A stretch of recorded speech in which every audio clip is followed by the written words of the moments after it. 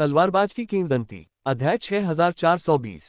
शक्ति और सर्वोच्च खजाने अलग थे और उन्हें संचालित करने का तरीका भी अलग था।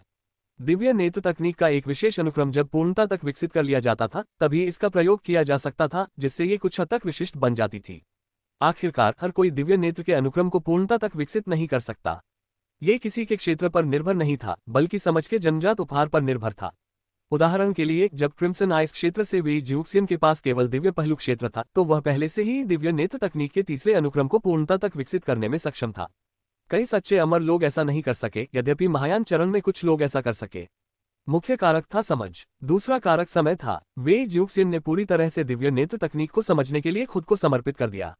उन्होंने मूल स्रोत के रहस्यों से संघर्ष नहीं किया और न ही उन्होंने अपनी खुद की साधना पद्धति बनाने का प्रयास किया ताकि वे अपनी साधना के दौरान निस्वार्थता की स्थिति बनाए रख सकें। हालांकि प्राचीन डोमेन दुनिया में बहुत कम लोग ऐसा कर सकते थे। आखिरकार जैसे ही आपने अपनी आंखें खोली, हर चीज के लिए पैसे खर्च करने पड़े। यहां तक कि शहर के भीतर एकांत में रहने के लिए सुरक्षित स्थान ढूंढने के लिए भी प्रति घंटे कीमत चुकानी पड़ती थी। यही कारण है कि सभी लोग संसाधनों के लिए लड़ते थे। अभाव के समय में ये केवल दिव्य नेत्र तकनीक या मूल स्रोत को समझने के बारे में नहीं था। जीवित रहने के लिए और भी अधिक संसाधन जुटाने पड़ते हैं। किफेंग, यूनहाई और जूही जैसे अभिभावक भी अलग नहीं थे। वे कोई भी अवसर गंवाने को तैयार नहीं थे। उदाहरण के लिए, जब गाजियन क्यूफेंग ने पहले अपनी कुछ अमर शक्ति का उपयोग किया था, तो वह दिन भर इसके बारे में सोचकर परेशान रहा। उसने चू शियो को नाराज करने का जोखिम भी उठाया, जिससे जूही को थोड़ा खून बहाना पड़ा ताकि वह खोई हुई अमर शक्ति वापस पा सके। उनके लिए यह एक महत्वपूर्ण व्यय था। यह संभव था कि इसी लागत के कारण आगे का मार्ग विलंबित हो जाए, जिससे दाव के साथ विलय की दिशा में उनकी प्रगति बाधित हो जाए। रूढ़िवादिता पर संघर्ष न केवल नीरस था बल्कि सबसे दुखद भी था। यदि साधना का मार्ग एकीकृत होता तो प्राचीन क्षेत्र जगत के शक्तिशाली व्यक्ति बहुत पहले ही खजाने की खोज में अन्य लोगों की यात्रा कर चुके होते और सम्राट स्तर तक पहुंच चुके होते। इसके बजाय वे प्राचीन डोमेन दुनिया में ही रहे, आंतरिक संघर्ष में उलझे रहे, एक मायावी और भ्रामक रूढ़िवादिता पर लड़ते रहे। लेकिन ये गलती हर दुनिया में की गई, जिसके कारण लगातार लड़ाइयां होती रहीं। अंत में प्रत्येक दुनिया ने सबसे सरल और सबसे कुशल साधना प्रणाली को चुना। यदि कोई अप्रत्याशित घटना नहीं घटी तो मूल स्रोत पथ का विजयी होना निश्चित था। आखिरकार दिव्य नेत्र तकनीक की तुलना में ये बहुत सरल थी। प्राचीन दानव युग के अंत से मानव जाति को उत्थान करने और उचित स्थान प्राप्त करने का अवसर मिला। अब तो मनुष्य उनकी कब्रें भी खोदने लगे हैं। ये सचमुच दुख का एक रूप था। हाँ, ये पहली कोशिश में ही काम कर गया। ये कंपास प्राकृतिक सामग्रियों से बना है। इसे बेचने पर अच्छी कीमत मिलेगी, कम से कम 5 मिलियन अमर क्रिस्टल। संरक्षक किफेग ने लालच से अपने होंठ चाटे। 5 मिलियन अमर क्रिस्टल काफी अच्छी रकम थी। आखिरकार एक 5 चरणीय सच्चे अमर व्यक्ति की कुल संपत्ति सामान्यतः केवल 10 लाख अमर क्रिस्टल के आसपास ही होती थी। तियान कैन और फेरी जियू जैसे लोग दोनों ही सच्चे अमर सामान्य श्रेणी में नहीं थे। उनमें से एक के पास एक बड़ा रहस्य था, जबकि दूसरे के पास एक शक्तिशाली पृष्ठभूमि और मजबूत संबंध थे। स्वाभाविक रूप से उनका मूल्य कई गुना बढ़ गया था। कम से कम मूल्य के संदर्भ में वे 6 चरणीय या यहाँ तक कि 7 चरणीय सच्चे अमरों के बराबर थे। इनकी कीमत 3 से 5 मिलियन के बीच थी, और इस बार 5 मिलियन अमर क्रिस्टल हासिल करना एक 7 चरणीय सच्चे अमर के मूल्य के बराबर है। बस जन्मजात सामग्री का एक टुकड़ा और आप इतने उत्साहित हैं। रक्त नदी के पूर्वज जूही ने ठंडे स्वर में कहा और संरक्षक क्यूफेक का मजाक उड़ाने का अवसर लिया। अब विनम्र होने की कोई आवश्यकता नहीं थी, क्योंकि उन दोनों ने पहले ही सारा दिखावा त्याग दिया था। संरक्षक किफेंग ने अपनी थोड़ी रगड़ी और व्यंग्यात्मक ढंग से कहा, तुम्हें अभी भी विश्वास नहीं है कि तुम एक असभ्य मूर्ख हो, है न? क्या तुम्हें लगता है कि मैं 5 मिलियन अमर क्रिस्टल के बारे में खुश हूं? मैं उत्साहित हूं क्योंकि मैं इस कंपास को आसानी से चकनाचूर करने में सक्षम था। अगर इस जगह को आसानी से नष्ट किया जा सकता है तो बाकी को भी नष्ट किया जा सकता है। पूरा प्राचीन दानव महल कम से कम 1 बिलियन अमर क्रिस्टल के बराबर है। क्या तुम समझे? ये शब्द बिल्कुल सटीक थे। गाजियन क्वीफेक के कठोर और क्रूर स्वभाव के बावजूद वह एक कुशाग्र बुद्धि का धनी था। जूही ने ठंडी हंसी में अपना सिर हिलाया और मजाक उड़ाने की अपनी कोशिशें बंद कर दी। दरअसल वो पहले बहुत संकीर्ण सोच वाला था, गार्डियन किफेक पर निशाना साधने की उम्मीद कर रहा था, लेकिन बाद में पता चला कि उस आदमी ने उसे पूरी तरह से खारिज कर दिया था और वह बड़े पैमाने पर सोच रहा था। 1 अरब अमर क्रिस्टल। यहाँ तक कि 9 चरणीय सच्चे अमर व्यक्ति की भी इतनी अधिक निवल संपत्ति नहीं होती। यहाँ तक कि जूही, जो सच्चे अमर लोगों में एक शक्तिशाली व्यक्ति है, आसानी से 1 अरब अमर क्रिस्टल नहीं जुटा सकता था जब तक कि वह अपनी सबसे कीमती वस्तुओं को बेच न दे। लेकिन ये खजाने हजारों सालों से उसके पास थे, उसकी युद्ध शक्ति का हिस्सा थे। वह उन्हें कैसे बेच सकता था? इस प्रकार जो लोग आसानी से 1 अरब अमर क्रिस्टल बना सकते थे वे ज्यादातर दावलौट थे। हाँ, किफेन सही कह रहा है। हम यहाँ व्यर्थ नहीं आए। हम पूरे प्राचीन दानव महल को तोड़ने में सक्षम हो सकते हैं।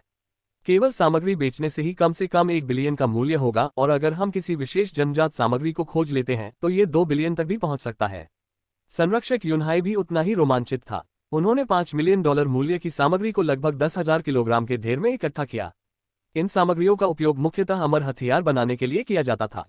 बेशक उनका उपयोग ओरिजिन हथियारों को तैयार करने के लिए भी किया जा सकता है, लेकिन परिणामी वस्तु कम से कम एक सर्वोच्च श्रेणी का ओरिजिन हथियार होगी।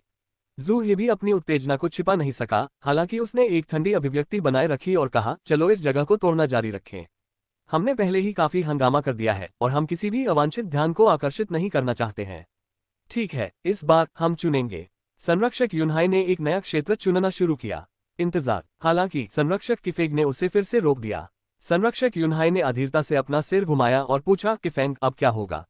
भाई यूनहाई, क्या आपको ऐसा नहीं लगता कि कुछ गड़बड़ है? संरक्षक किफेंग ने जूहे पर एक नजर डालते हुए पूछा। घूरे जाने पर जूहे ने तुरंत दहाड़ते हुए कहा, किफेंग, बेहतर होगा कि तुम अब परेशानी ना खड़ी करो, वरना मैं यहाँ हो रही हर चीज का पर्दाफाश कर दूंगा। भले ही मुझे कुछ न मिले, मैं तुम्हें सब कुछ नहीं लेने दूंगा। हे, मैं इतना नीच नहीं हूँ। मैं नियमों को समझता हूँ। संरक्षक किफेंग ने उदासीनता से कहा। संरक्षक यूनहाई ने भौहें सिकोड़ते हुए कहा, तो फिर आप किसका इंतजार कर रहे हैं? किस बात का इंतजार कर रहे हैं? संरक्षक किफेंग ने सहज सामग्रियों के पहाड़ की ओर चलते हुए लापरवाही से एक टुकड़ा उठाया और उसे अपने हाथ में तौलते हुए कहा, बेशक लूट का माल बांटने के लिए हम तीनों को कम से कम बाद में चीजों को बांटने के तरीके पर चर्चा करनी चाहिए, है ना? तो आपका मतलब यही था? गार्डियन यूनहाई पहले तो चौंक गए, लेकिन जल्दी ही समझ गए। उन तीनों ने अपना योगदान दिया था। इनमें से 2 दाव भगवान थे और एक 9 चरणीय सच्चा अमर था। वह और गार्जियन क्वीफेग नुकसान में थे। सतह पर वे तीनों अपनी पूरी ताकत से प्राचीन दानव महल को नष्ट करने के लिए काम कर रहे थे, लेकिन दाव भगवान की शक्ति 9 चरण वाले सच्चे अमर के समान नहीं थी। दाव भगवान का एक ही प्रहार 9 चरणीय सच्चे अमर के पूर्ण बल के हमले के बराबर था। यद्यपि जूहे की विशेषज्ञता अधिकांश 9 चरणीय सच्चे अमरों से कहीं अधिक थी, फिर भी यह उनकी संयुक्त शक्ति का बमुश्किल 1/3 ही थी। इससे स्पष्टतः उसे भारी नुकसान हुआ। जूहे का दिल बैठ गया। उसे पता था कि यह मुद्दा उठेगा। यही वजह थी कि उसने एक खराब चेहरा बनाए रखा, ऐसा दिखाने की कोशिश की जैसे कि वह नुकसान में है, जबकि वास्तव में वह ही भारी मुनाफा कमा रहा था। अब जबकि संरक्षक किफेंग ने इस बात की ओर इशारा कर दिया था, तो दिखावे के लिए कोई जगह नहीं थी। उसने चालाकी से तर्क करना शुरू किया। संरक्षक किफेंग की बात में दम है। उन्होंने पहले दूसरे के शब्दों को स्वीकार किया ताकि यह प्रतीत हो कि वे किसी अन्य मौखिक टकराव में उलझने के बजाय चर्चा के लिए तैयार हैं। किफेंग ने आंखें सिकोड़कर पूर्वज जूहे को घूरा। वह देखना चाहता था कि बूढ़ा आदमी अपने बचाव में और क्या कह सकता है। उसे आश्चर्य हुआ जब जूहे ने बिना किसी हिचकिचाहट के सब कुछ स्वीकार कर लिया, जिसकी किफेंग को उम्मीद नहीं थी। चूंकि आप सहमत हैं कि यह उचित है, तो चलिए कुछ नियम बनाते हैं, संरक्षक किफेंग ने शुरू किया। आपका अंतिम कौशल मेरी शक्ति की लगभग 1/3 के बराबर हो सकता है, और 9 चरणीय सच्चे अमरों में आप काफी मजबूत हैं, शायद शिखर पर भी। लेकिन फिर भी आप यूनहाई और मुझसे 2/3 कमजोर हैं, इसलिए आपका हिस्सा स्वाभाविक रूप से 2/3 कम हो जाएगा। उसने लूट को विभाजित करने के लिए अपने नियम स्पष्ट रूप से बताए। वितरण शक्ति पर आधारित था। उसने अपने और गार्जियन यूनहाई के बीच अंतर की गणना करने की जहमत नहीं उठाई। लेकिन जूहे की कमजोरी बहुत स्पष्ट थी और उन्हें सब कुछ उसी के अनुसार बांटना पड़ा। उदाहरण के लिए, यदि कुल 10 मिलियन अमर क्रिस्टल हो, तो उनमें से प्रत्येक को मूल रूप से 3.33 मिलियन मिलेंगे। अब जूहे को 2.22 मिलियन का नुकसान होगा और शेष राशि गार्जियन यूनहाई और गार्जियन क्वीफेग के बीच समान रूप से विभाजित की जाएगी। इस प्रकार 10 मिलियन को 3 हिस्सों में विभाजित किया गया, 2 हिस्से, 4.5 हिस्से और 1 हिस्सा जूहे के लिए। जब गार्डियन यूनहाई ने किफेंग के विभाजन के बारे में सुना तो वह असंतुष्ट महसूस करते हुए भौहें सिकोड़ने लगा। किफेंग, मुझे पता है कि तुम दोनों के बीच कुछ पुरानी दुश्मनी है, लेकिन तुम भाई जूहे को इसके लिए निशाना नहीं बना सकते। उसे सिर्फ 10वां हिस्सा देना भी बहुत ज्यादा है। तो फिर आप इसे कैसे विभाजित करेंगे? किफेंग ने जवाब दिया। उसे पता था कि यूनहाई अक्सर अच्छे आदमी की भूमिका निभाता था, हालांकि यह स्पष्ट रूप से एक नाटक था। जूहे चुपचाप पास में खड़ा था, दोनों को झगड़ते हुए देख रहा था, अपने अगले कदम की गणना कर रहा था। विचार विमर्श के एक लंबे पल के बाद संरक्षक यूनहाई ने अपने हाथों से ताली बजाई और सुझाव दिया, मुझे लगता है कि इसे इस तरह से विभाजित करना बेहतर है। जबकि यह सच है कि हम दोनों ने सबसे अधिक योगदान दिया है, हम भाई जूहे को धमका नहीं सकते। चलो इसे सरल रखें। चूंकि हम सभी भाई हैं, चलो 4-0-4-0-2-0 का बंटवारा करते हैं। अगर हमारे पास 1 बिलियन सामग्री होती है, तो आप और मैं 40 मिलियन प्रत्येक लेते हैं और शेष 20 मिलियन भाई जूहे को मिलते हैं। नहीं, किफेंग ने तुरंत इसे अस्वीकार कर दिया। उसका स्वर आक्रामक था, जैसे कि लड़ाई के लिए तैयार हो। उसने गुर्राते हुए कहा, भाई करीब हो सकते हैं, लेकिन व्यापार व्यापार है। जो ज्यादा करता है उसे ज्यादा मिलता है। अन्यथा हम सभी को अभी हार मान लेनी चाहिए और मैं सबको सूचित कर दूंगा। चलो एक दूसरे से लड़ते हैं और देखते हैं कि कौन ज्यादा मजबूत है। जूहे के पास बहुत सारे आदमी हैं, है ना? चलो देखते हैं कि कौन क्या ले सकता है। यूनहाई ने मुश्किल स्थिति में होने का नाटक किया और मीठे शब्दों से किफेन को मनाने की पुनः कोशिश की। उसी समय उसने जूहे को क्वीफेक को समझाने में शामिल होने का इशारा किया। उनकी हरकतों को देखकर जूहे के होंठ एक व्यंग्यात्मक मुस्कान में बदल गए और उसने ठंडे स्वर में टिप्पणी की, नाटक करना बंद करो। तुम दोनों सालों से इसी तरह का अभिनय करते आ रहे हो, वही पुरानी चालें चलते हुए, अच्छा पुलिस वाला बुरा पुलिस वाला। क्या ये सब सिर्फ मुझे झुकने पर मजबूर करने के लिए नहीं है? उसके शब्दों ने मुखौटा तोड़ दिया, जिससे किफेंग थोड़ा शर्मिंदा दिख रहा था। हालांकि यूनहाई ने अपनी हमेशा की तरह शांत मुस्कान बनाए रखी। भाई जूहे, आप ऐसा नहीं कह सकते। सच तो यह है कि यहाँ की सामग्री इतनी मजबूत नहीं है और कंपास पहले से ही टूटा हुआ है। हम दोनों इस जगह को बस थोड़ी सी अमर शक्ति से आसानी से अलग कर सकते हैं। क्या आप समझ रहे हैं कि मेरा क्या मतलब है? किफेंग ने चुपके से यूनहाई की जय जयकार की। उसने इस पहलू के बारे में नहीं सोचा था। यहाँ तक कि जूहे को भी इस बात का एहसास नहीं था। अब जब उसने इस पर विचार किया तो यह वास्तव में सच था। यहाँ तक कि अगर वह अतिरिक्त बल बुलाने भी गए तो भी इसमें समय लगेगा। जब तक वे वहां पहुंचे तब तक संभवतः वह स्थान तहस नहस हो चुका होगा। लेकिन 2/10वां हिस्सा वह इसे स्वीकार नहीं कर सका। एक क्षण की चुप्पी के बाद जूहे ने 3 उंगलियां उठाई और कहा, मुझे कम से कम 30 मिलियन चाहिए। ये तो बहुत ही अपमानजनक है। किफेंग ने आखिरकार गुस्से से कहा और चिल्लाया, आपको अधिकतम 23 मिलियन मिलेंगे। इसे ले लो या छोड़ दो। संरक्षक यूनहाई ने फिर कहा, 3000 ठीक है, लेकिन मैं एक बात पहले ही स्पष्ट कर दूं, सब कुछ नष्ट करने के बाद मैं तुम्हें सीधे 30 मिलियन अमर क्रिस्टल दूंगा। तुम जो भी सामग्री बेच सकते हो उससे तुम्हारा कोई लेना देना नहीं है। यह जूहे पुराने पूर्वज ने चारों ओर नजर घुमाई, सौदे के बारे में अनिश्चित। वह 30 मिलियन अमर क्रिस्टल के बजाय 30% प्राप्त करना पसंद करता था। कौन जानता था कि यहाँ अभी भी कोई विशेष खजाना छिपा हुआ है। संरक्षक किफेंग, जो अभी अभी अपने संयम पर आया था, ने भी सोचा कि 30 मिलियन पर्याप्त होंगे, क्योंकि वह इसे चुप रहने के लिए धन मानता था।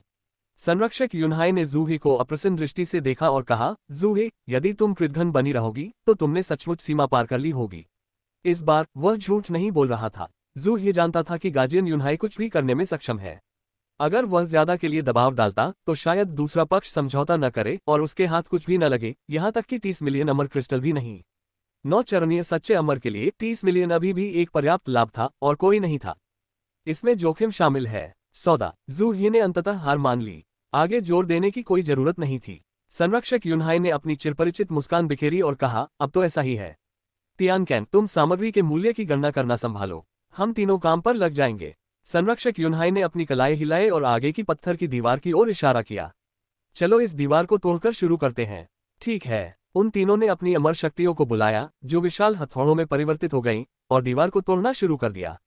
जैसे ही सामग्री के टुकड़े टूटने लगे, तियानकैन और ZU इमोर्टल को पीछे से उन्हें इकट्ठा करने का काम सौंपा गया। प्रत्येक टुकड़ा अमूल्य, स्वाभाविक सामग्री था और जैसे ही तियानकैन ने प्रत्येक को उठाया, उसने मन ही मन एक संख्या दोहराई। 80, 80, 80। प्रत्येक टुकड़ा 80,000 अमर क्रिस्टल के बराबर था। यदि वे पकड़े न गए होते और यहाँ चोरी छिपे आ गए होते तो इन सामग्रियों के कुछ टुकड़े ही इस यात्रा के लायक होते। तियानकैन को किसी महान भाग्य की आवश्यकता नहीं थी, उसे अपने मूल स्रोत को बढ़ाने के लिए एक खजाने की आवश्यकता थी। जब तक उसका मूल स्रोत 2 कदम आगे बढ़कर 7 चरणीय सच्चे अमर के स्तर तक पहुंच जाता है, तब तक वह दूसरे क्षेत्र की उस शक्तिशाली इकाई के साथ सौदा कर सकता है। लेकिन वह इस महत्वपूर्ण कदम पर असफल रहे। उनके खेद के बावजूद बहुत देर हो चुकी थी। अब वह केवल इन जन्मजात सामग्रियों पर लार टपका सकता था। जल्द ही पूरी दीवार ढह गई। 4 दीवारों में से एक पूरी तरह से नष्ट हो गई और शेष 3 को संभालना आसान होगा। उनकी गति काफी बढ़ गई। जूहे ने उन प्राकृतिक सामग्रियों पर नजर डाली जो अभी अभी दीवार से तोड़ी गई थीं, एक खुरदरी आकृति बनाई, अनुमान लगाया और महसूस किया कि उसके दिल से खून बह रहा है। केवल एक दीवार की सामग्री का मूल्य 30 मिलियन अमर क्रिस्टल से भी अधिक था। अकेले 4 दीवारों का मूल्य 100 मिलियन से अधिक अमर क्रिस्टल था। 4 बड़ी दीवारों के अलावा वहां कई छोटे कमरे भी थे जो दुर्लभतम लकड़ी से बने थे। सामग्री, यदि इन्हें सामान्य कीमत पर भी बेचा जाए तो भी इस प्रयास से कुल प्राप्ति आसानी से 200 मिलियन या शायद 300 मिलियन तक पहुंच सकती है। यदि उन्होंने 20% पर बातचीत की होती तो उन्हें 60 मिलियन मिल सकते थे। दोगुना ज्यादा। इस बार उनकी चतुराई उल्टी पड़ गई और भारी नुकसान हुआ। लेकिन सौदा तो सौदा था और वह कुछ नहीं कर सकता था। अब वह बस अपनी भड़ास निकाल सकता था। दीवारों को और भी अधिक जोर से तोड़कर हताशा को दूर किया। समूह ने अथक परिश्रम किया। कुछ ही समय में उन्होंने महल की सारी दीवारें गिरा दी और केवल साधारण चट्टानें ही छोड़ दी। उन्हें चारों ओर से घेर लिया। हाँ, सिर्फ इन सामग्रियों की कीमत ही 100 मिलियन से ज्यादा है। यह माल बहुत बढ़िया निकला। किफेक संरक्षक बुरी तरह हंसा। गार्जियन यूनहाई ने हंसते हुए कहा, ये तो बस शुरुआत है। हमने अभी तक मंजिलों की गिनती भी नहीं की है। अकेले संरचना ही 2 अरब में बिक सकती है, और छोटे कमरों में छिपे हुए कक्षों को मत भूलना। उनकी सामग्री और भी दुर्लभ है। मैं कहूंगा कि यह लूट कम से कम 3 अरब डॉलर की होगी। अरब, इयान वुशुंग और रियल किंग ने बढ़ती तीव्रता के साथ लड़ाई लड़ी, प्रत्येक संघर्ष के साथ उनकी गति बढ़ती गई। फिर भी सबसे अधिक कष्ट पुराने पूर्वज जू ही को ही उठाना पड़ा। वहां खड़े रहना बंद करो, आगे बढ़ो। चलो पहले छोटे कक्ष में चलते हैं, फिर जमीन को फाड़ देते हैं। संरक्षक किफेग ने जूही के कंधे पर थपथपाया। ये शब्द कहते हुए वह छोटे कक्ष की ओर बढ़ गया। अपने पूर्व अनुभव के कारण उनकी गति काफी तेज हो गई। 1 घंटे से भी कम समय में उन्होंने सभी छोटे कक्षों को ध्वस्त कर दिया। एक कक्ष के नीचे उन्हें एक अंतर्निहित आध्यात्मिक खजाना मिला। यह एक छोटा नीला चमकता हुआ मोती था। संरक्षक क्विफेग ने अपने हाथ में मोती लेकर खेला और तुरंत ही उसे स्फूर्ति महसूस हुई। ये ज्ञान प्राप्ति का खजाना है। इस बार तो हमने वाकई जैकपॉट मार लिया है। संरक्षक किफेंग ने दिल खोलकर हंसते हुए कहा। संरक्षक यूनहाई ने नीले मोती को पकड़ा, उसे सूंघने के लिए अपनी नाक के पास लाया और फिर अपने मूल स्रोत में उसका परीक्षण किया। कुछ क्षण बाद वह एक निष्कर्ष पर पहुंच गया। यह एक सहज आध्यात्मिक वस्तु है, गहरे समुद्र का मोती। जब प्राचीन क्षेत्र पहली बार बनाया गया था तब एक गहरा समुद्र था और पूरे महासागर ने इसी मोती से अपनी शक्ति प्राप्त की थी। जूही को तो ऐसा महसूस हुआ मानो उसने कुछ गंदा खा लिया हो। गहरे समुद्र का मोती एक पौराणिक खजाना था। उनमें से केवल एक ही बहुत कीमती था। पूरे प्राचीन क्षेत्र में 10 से भी कम गहरे समुद्र के मोती अब तक पाए गए थे। 8 को प्राचीन प्रांगण में रखा गया था, दूसरा पवित्र भूमि में निवास करता था। अफवाह ये थी कि इनमें से एक और हथियार किसी अज्ञात शक्तिशाली व्यक्ति के हाथों में था, और इसकी खोज से एक बार काफी हलचल मच गई थी। उन्होंने कभी नहीं सोचा था कि यहाँ भी ऐसा होगा। ज्ञानोदय का खजाना यदि बेचा जाए तो कम से कम दसियों अरबों या सैकड़ों अरबों में बिक सकता है। कोई मानक मूल्य नहीं था, इसलिए निश्चित रूप से कहना असंभव था। विशेषकर प्राचीन दरबार में, जहां मूल स्रोत पथ के अनुयायी ऐसे खजानों को सर्वोच्च सम्मान देते थे। हम अमीर हैं, इस बार सचमुच अमीर, संरक्षक किफेंग ने कहा। यूनहाई, हमें इस मोती को प्राचीन दरबार में ले जाना होगा। वहां इसकी कीमत आसमान छू जाएगी। लेकिन संरक्षक यूनहाई ने अपनी भौहें सिकोड़ते हुए उसे डांटा, किफेंग, क्या तुम पागल हो? इतने मूल्यवान खजाने के साथ क्या तुम सचमुच सोचते हो कि हम इसे अपनी स्थिति के साथ बेच सकते हैं? उन शब्दों ने गार्डियन क्विफेग को वास्तविकता में वापस ला दिया। दोनों ही बाहरी दुनिया में सुप्रसिद्ध हस्तियां थीं। अगर वे प्राचीन दरबार के क्षेत्र में मौजूद इस खजाने को बेचने की कोशिश करते तो ये बहुत ज्यादा ध्यान आकर्षित करता। असली चुनौती यह होगी कि क्या वे दरबार के क्षेत्र से जिंदा निकल भी पाएंगे या नहीं। आखिरकार मोती का मूल्य उनके व्यक्तिगत मूल्य से कहीं अधिक था। यहाँ तक कि एक दाव भगवान की संपत्ति भी मुश्किल से 10 अरब से अधिक थी। उनके जैसे लोगों के लिए उच्च स्तरीय खजानों का पूरा सेट अधिकतम 30 अरब डॉलर का होगा। हालांकि इस मोती का मूल्य संभवतः 100 अरब से अधिक या संभवतः कई 100 अरब से अधिक था। तो आप क्या सुझाव देते हैं कि हम क्या करें? संरक्षक किफेंग ने अब असमंजस में पढ़कर पूछा। संरक्षक यूनहाई ने हंसते हुए जवाब दिया, बेशक, हमें इसे महल के स्वामी को सौंप देना चाहिए। इतने कीमती खजाने को हम अपने पास नहीं रख सकते। अगर हम इसे महल के स्वामी को अर्पित करते हैं तो बदले में हमें पुण्य मिलेगा, शायद और भी ज्यादा बढ़िया खजाने या खुद महल के स्वामी से सीधे मार्गदर्शन का मौका। जबकि द्विमुखी बुद्ध अपनी निर्दयता के लिए जाने जाते थे, वे अपने अधीनस्थों को पुरस्कृत करने के बारे में भी स्पष्ट थे। ऐसा बहुमूल्य खजाना उन्हें सौंपने से निस्संदेह उन्हें बहुत बड़ा पुण्य प्राप्त होगा। फिर वे उस पुण्य को शीर्ष स्तरीय खजानों या यहाँ तक कि सर्वोच्च खजानों के एक पूरे सेट के लिए विनिमय कर सकते थे। यदि वे व्यक्तिगत रूप से व्यापार करना चाहें तो वे इसके बदले में शिखर स्तर के खजाने भी प्राप्त कर सकते हैं। द्विमुखी बुद्ध के पास प्रचुर मात्रा में खजाने थे, जिनमें से कई को पुण्य हॉल में संग्रहित किया गया था, जो किसी के लिए भी दावा करने के लिए उपलब्ध था, बशर्ते कि उन्होंने पर्याप्त पुण्य अर्जित किया हो। संरक्षक किफेंग ने बड़ी मुश्किल से निगला, पहले से ही खुद को शीर्ष स्तरीय खजानों के पूरे सेट से सुसज्जित कल्पना कर रहा था। इसके साथ उसकी ताकत एक नए स्तर पर पहुंच जाएगी, संभवतः उसे पूरे मंशान देश के शीर्ष 30 में रखा जाएगा। ये वह चीज थी जिसका उसने सपना देखा था। इसमें और भी कुछ था। भविष्य में वह दिव्य नेत्र विरासत तकनीक में निपुणता प्राप्त करने के लिए सहायता मांगेगा। एक बार जब उन्होंने द्वितीय दिव्य नेत्र तकनीक को पूर्णता तक बढ़ा लिया तो उनकी शक्ति केवल शीर्ष 30 में ही नहीं बल्कि शीर्ष 20 में होगी। यदि वह 2 अनुक्रमों को पूर्ण कर सके तो उसे पवित्र भूमि पर 5 प्रमुख अनुक्रमों की पूर्ण विरासत को समझने का मौका मिलेगा। कौन जानता है, शायद किसी बोध के साथ वो दोनों अनुक्रमों को मिला भी सके। ये सचमुच उसे उन्नति के मार्ग पर अग्रसर करेगा। वह सीधे पैलेस मास्टर से आगे निकल सकता है और पूरे पवित्र मैदान में शीर्ष 50 में स्थान पा सकता है। वह अकेले ऐसे कल्पनाशील व्यक्ति नहीं थे, गार्जियन यूनहाई भी ऐसे ही विचार रखते थे। दोनों ने एक दूसरे को देखा और दुष्ट मुस्कान बिखेरी। केवल जूहे, जो कि बूढ़े पूर्वज थे, के चेहरे पर उदासी थी। इस समय उसे ऐसा महसूस हुआ कि वह अपना सिर दीवार पर पटक देगा। अब उसे 30% या 20% की भी परवाह नहीं थी। वह सिर्फ 10% से संतुष्ट हो जाता था। जू ही की अजीबोगरीब निगाहों को देखकर गार्जियन यूनहाई ने हल्की खांसी की और उसे सांत्वना दी। भाई जू, ऐसा लगता है कि इस बार किस्मत तुम्हारे साथ नहीं थी, लेकिन ज्यादा चिंता मत करो। मैं तुम्हें व्यक्तिगत रूप से अतिरिक्त 20 मिलियन अमर क्रिस्टल दूंगा। ये कैसा लग रहा है? मैं इसे पूरा करने के लिए 50 मिलियन और जोड़ दूंगा। संरक्षक किफेंग ने बोलते हुए दिल खोलकर हंसा। यहाँ जो सामान था उसकी कीमत 300 मिलियन डॉलर थी। उसे दे देने में क्या बुराई थी? हकीकत में भले ही जू ही ने 20% चुना होता, फिर भी उसे अंत में यह नहीं मिलता, क्योंकि गार्जियन यूनहाई ने उसे मारने की योजना बनाई थी। उसे चुप कराओ। यद्यपि संरक्षक क्वीफेग निर्दयी था, फिर भी उसमें वफादारी की भावना थी और वह अपने ही लोगों का वध नहीं करता था। लेकिन गार्जियन यूनहाई पर नैतिक बाध्यताएं बहुत कम थीं। यदि उसमें ताकत होती तो वह संभवतः गार्जियन क्वीफेग को भी मार देता। बस चलो अपना सामान बांधें और चले, संरक्षक यूनहाई ने उत्साह से कहा। इस समय तक तो उसने जमीन से ईंटें उठाने की भी परवाह नहीं की। जू ही ने 100 मिलियन की कीमत की सामग्री एकत्र करने के बाद उसने देखा कि दोनों को जमीनी सामग्री की कोई चिंता नहीं थी। उसका दिल थोड़ा गर्म हुआ, कम से कम उसने कुछ तो हासिल किया। तियानकेन, मेरे पीछे आओ, संरक्षक किफेग ने आदेश दिया। तियानकेन और परीजियू, जो सदमे में थे, जल्दी से इससे बाहर आए और सहमति में सिर हिलाया।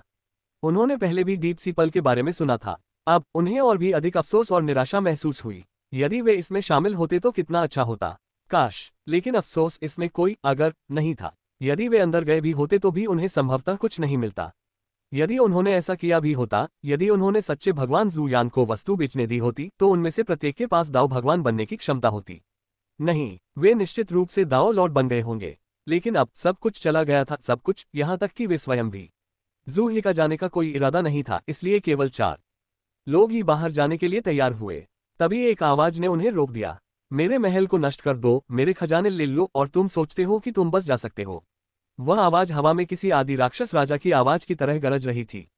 संरक्षक किफेंग और यूनहाई, जो आगे चल रहे थे, वहीं स्तब्ध रह गए। उनकी आंखें आश्चर्य से फैल गईं। जब उन्होंने चारों ओर देखा, उन्हें लगा कि उन्होंने गलत सुना है। लेकिन कुछ ही देर बाद विशाल हॉल में एक विशालकाय चेहरा धीरे धीरे उभरने लगा।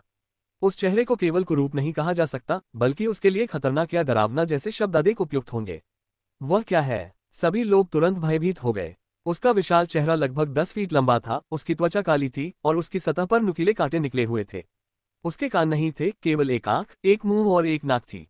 उसकी लाल आंख थोड़ी सी घूम गई और उससे निकली आभा इतनी तीव्र थी कि सभी लोग जमीन पर गिर पड़े। यह दबाव जीवन के मूल तत्व से ही आया था। बिना किसी शक्ति का प्रयोग किए, मात्र उसकी उपस्थिति ने ही उन्हें कुचल दिया। यह कोई प्राचीन राक्षस नहीं है। प्राचीन राक्षसों को इतना शक्तिशाली नहीं होना चाहिए। तुम कौन हो? संरक्षक यूनहाई, जिसने अपने समय में बहुत कुछ देखा था, ने आश्चर्य से पूछा। उस विशाल चेहरे ने कोई उत्तर नहीं दिया, इसके बजाय उसने एक ठंडी, भयावह मुस्कान बिखेर दी। यदि जीवन स्तर 10 लाख गुना अधिक हो तो यह एक दाव मास्टर को कुचलने के लिए पर्याप्त होगा।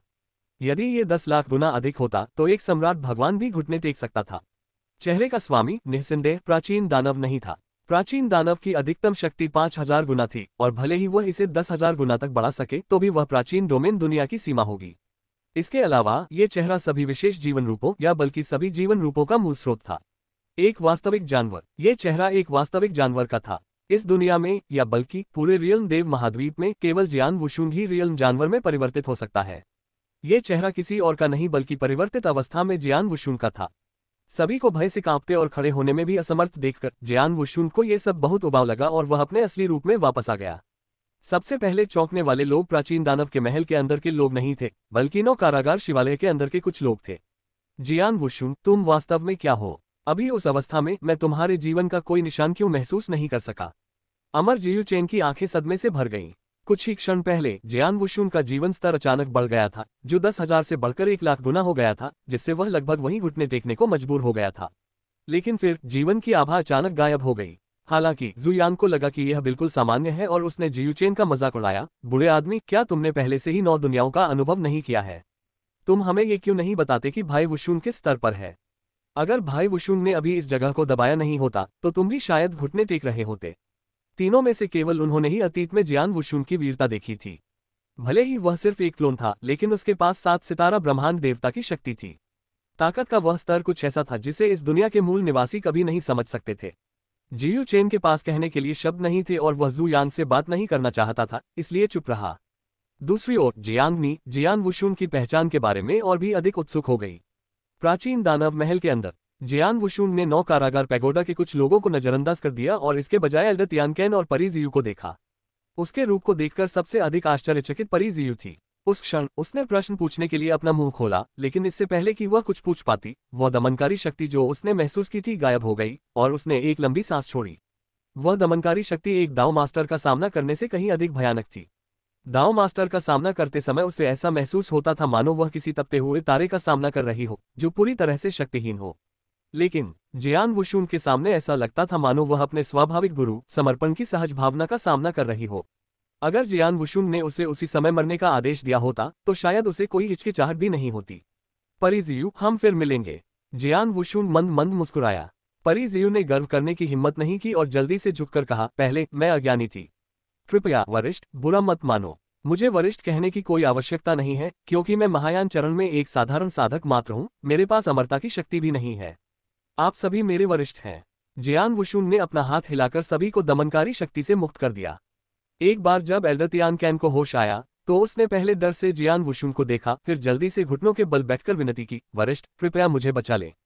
हमारे पिछले सहयोग की खातिर कृपया मुझे ट्विन फेस्ड गॉड पैलेस से दूर ले जाएं। स्वाभाविक रूप से जियान वुशुन ने सिर हिलाया।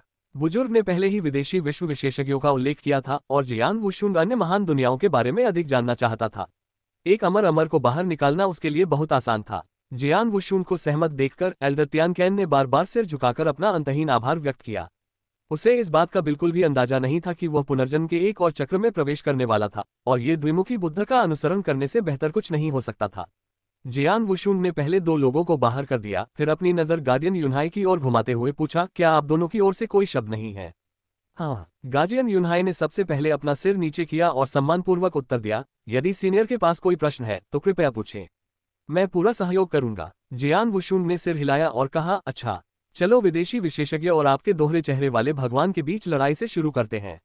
संरक्षक यूनहाई ने निश्चित रूप से उससे इस बारे में पूछने की उम्मीद नहीं की थी, लेकिन एक पल सोचने के बाद उसे एहसास हुआ कि यह समझ में आता है। जियान वुशुन ने झूठी पहचान के तहत दोहरे चेहरे वाले दिव्य भवन में घुसपैठ की थी, संभवतः इस मामले की जांच करने के लिए। अब जियान वुशुन का सामना करते हुए, जो उनके भगवान से भी अधिक भयावह था, संरक्षक यूनहाई का कुछ भी छिपाने का कोई इरादा नहीं था और उसने तुरंत सारी जानकारी उगल दी। पता चला कि 300 साल पहले द्विमुखी बुद्ध की अराजक शून्य में एक रहस्यमय साधक से भिड़ंत हुई थी और वे गंभीर रूप से घायल होकर लौटे थे। उनके लौटने पर अधिकांश लोगों का मानना था कि यह यांग डिंगटियन ने ही किया था, इसलिए किसी ने भी सच्चाई बताने की हिम्मत नहीं की।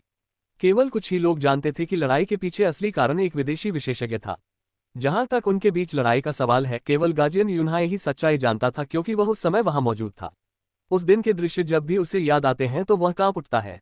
विदेशी विशेषज्ञ एक अंतरिक्ष यान चला रहा था जो ब्रह्मांड के खजाने की श्रेणी में वर्गीकृत सबसे बेहतरीन खजानों से भी अधिक मूल्यवान कलाकृति थी। ऐसा जहाज सामान्य सम्राटों की तुलना में 1000 गुना अधिक गति से चल सकता था, विशेष रूप से अराजकता से गुजरते समय, जहां इसकी गति प्रयुक्त ईंधन के आधार पर 10,000 गुना तक बढ़ सकती थी। अगर ऊर्जा का स्रोत किसी सम्राट की दिव्य शक्ति थी तो गति क्लेश क्षेत्र के विशेषज्ञ की गति से प्रतिस्पर्धा कर सकती थी। अगर ईंधन अमर शक्ति थी तो ये केवल सम्राट की चरम शक्ति से मेल खा सकती थी। हालांकि जहाज की रक्षात्मक क्षमताएं भी उतनी ही जबरदस्त थीं, ब्रह्मांड के खजाने की ताकत के बराबर।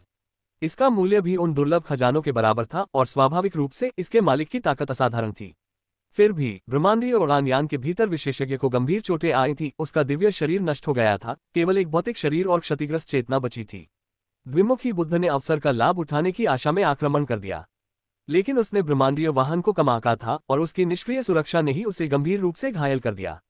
फिर भी उसे यह एहसास हो गया कि जहाज के भीतर की ऊर्जा लगभग समाप्त हो चुकी है। उसने जहाज का पीछे से पीछा करने की कोशिश की ताकि उसकी ऊर्जा समाप्त होते ही वह उस पर हमला कर सके, लेकिन जहाज प्राचीन क्षेत्र की ओर बहता रहा और भीतर के सम्राटों द्वारा पता चल जाने के भय से बुद्ध ने जानबूझकर हमला किया, जिससे जहाज को अपना रास्ता बदलना पड़ा और अराजकता की और अधिक गहराई में जाना पड़ा। एक बार फिर बुद्ध को जहाज की सुरक्षा के कारण गंभीर चोट लगी, इस हद तक कि अराजक शून्य में जीवित रहना असंभव हो गया। उसके पास संरक्षक यूनहाई और उसके आदमियों के साथ दोहरे चेहरे वाले दिव्य भवन में वापस जाने के अलावा कोई विकल्प नहीं था। अपने आधार पर वापस आकर बुद्ध ने तुरंत अपनी शक्ति पुनः प्राप्त करना शुरू कर दिया। उन्होंने बिना किसी प्रयास या लागत के तब तक प्रयास किया जब तक कि उन्होंने अपनी 80% शक्ति पुनः प्राप्त नहीं कर ली। फिर वे बर्तन की खोज में शून्य में वापस चले गए, लेकिन उन्हें वह फिर कभी नहीं मिला। दशकों तक उन्होंने अथक प्रयास किया। अज्ञात कारणों से अंततः उन्होंने पीछे हटकर हार मान ली, यहाँ तक कि गार्डियन यूनहाई को भी इसका कारण नहीं पता था। यही है। जियान वुशुन ने भौहें उठाई। संरक्षक यूनहाई ने तुरंत सिर हिलाते हुए कहा, वरिष्ठ, मैं कसम खाता हूं कि यह सब सच है। भगवान द्वारा इसे खोजने में विफल होने के बाद उन्होंने खुद को हवेली में एकांत में रख लिया और पिछले 300 वर्षों में बाहर नहीं निकले। तियानकैन, अब तुम्हारी बारी है। ये देखकर कि संरक्षक यूनहाई को वास्तव में और कुछ नहीं पता था, जियान वुशुन ने पूछताछ बूढ़े व्यक्ति तियानकैन से की। इस व्यक्ति ने विदेशी विशेषज्ञ के छिपने के स्थान को जानने का दावा किया था, लेकिन गाजिन यूनहाई की कहानी सुनने के बाद उसे भी एहसास हुआ कि चीजें इतनी सरल नहीं हो सकती। 300 वर्ष बीत चुके थे और द्विमुखी बुद्ध ने न तो भवन छोड़ा था, न ही वह ब्रह्मांडीय उड़ान यान की खोज के लिए पुनः शून्य में गए थे। निश्चित रूप से उनके बीच कोई समस्या थी। अब ये सब इस बात पर निर्भर करता था कि तियानकैन क्या कहता है। अगर वह जिस अलौकिक विशेषज्ञ से मिला था वह वही था जिसे जुड़वां चेहरे वाले बुद्ध ने देखा था, तो उसके पास अभी भी स्थिति का फायदा उठाने का मौका हो सकता था। प्राचीन क्षेत्र के खजाने अमर जियुचेन, जू यांग और जियांगनी के लिए कुछ मूल्य रखते थे, लेकिन वे उनके लिए बहुत कम उपयोगी थे। अभी उसे एक अंतर्दृष्टि की आवश्यकता थी। अपने मूल स्रोत के लिए एक नया मार्ग तलाशने के लिए उसे आत्मज्ञान के एक क्षण की आवश्यकता थी। लेकिन प्राचीन क्षेत्र बहुत छोटा था, इसमें ऐसी किसी घटना के लिए न तो अवसर था और न ही कोई मौका। यह ब्रह्मांड विशाल था और उसे लगातार आगे बढ़ते हुए कदम दर कदम इसका अन्वेषण करना था। यह ऐसा था जैसे मैं क्रिम्सन आइज दायरे में हूँ। उसे केंद्र की ओर जाना था। वह प्रत्येक स्थान पर अभ्यास करने वालों पर नजर डालते और ब्रह्मांड के चमत्कारों का अवलोकन करते। या शायद उसे कुछ विशेष खजाने मिल जाएं, जैसे 9 कारागार, पैगोडा या ग्रेजार, ऐसे खजाने जो उसके लिए बहुत उपयोगी थे। इस बार प्राचीन क्षेत्र में उसने निश्चित रूप से उच्च स्तरीय संपत्ति अर्जित की थी, लेकिन दुर्भाग्यवश ये केवल आत्मज्ञान के लिए एक सहायक खजाना था।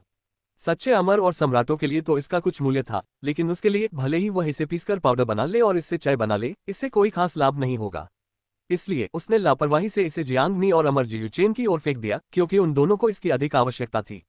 जहां तक अन्य खजानों का प्रश्न है जो शरीर और मूल स्रोत के लिए उपयोगी थे, स्वाभाविक रूप से उसने उन्हें अपने लिए ही रख लिया।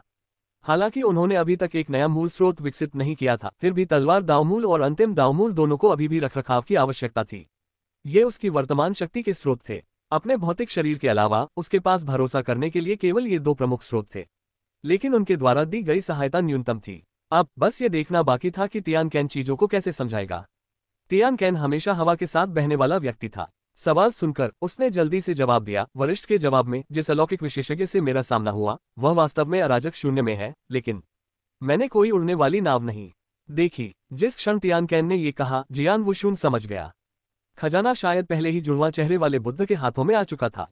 वह आदमी सिर्फ सावधानी बरत रहा था और उसने किसी को नहीं बताया था। लेकिन एक बात थी जिसे जियान वुशुन समझ नहीं पाया कि संरक्षक यूनहाई, जो विशेष रूप से वफादार नहीं था, ने अपना मुंह खोलते ही सब कुछ उगल दिया, और फिर भी दोहरे चेहरे वाले बुद्ध ने उसे अपने पास क्यों रखा। जियान वुशुन की जिज्ञासु निगाहों को देखकर संरक्षक यूनहाई समझ गया और तुरंत समझाया, मैं वास्तव में महल के स्वामी का साला हूं, इसलिए उसने मुझे छोड़ दिया। लेकिन बाकी सभी, वे सभी मर चुके हैं। जियान वुशुन ने अंततः संतोष में सिर हिलाया। अपने प्रश्न पूछने के बाद अब कार्रवाई का समय आ गया था। जैसे ही वह गाजिन यूनहाई और अन्य लोगों को आगे बढ़ने देने वाला था, अचानक दूर से एक तेज उतार चढ़ाव की आवाज आई। वहां उपस्थित हर व्यक्ति इस उतार चढ़ाव को महसूस कर सकता था। अच्छा नहीं, ये यांग डिंगटिन आ रहा है। संरक्षक यूनहाई और संरक्षक क्विफेग उस मजबूत आभा से बहुत परिचित थे।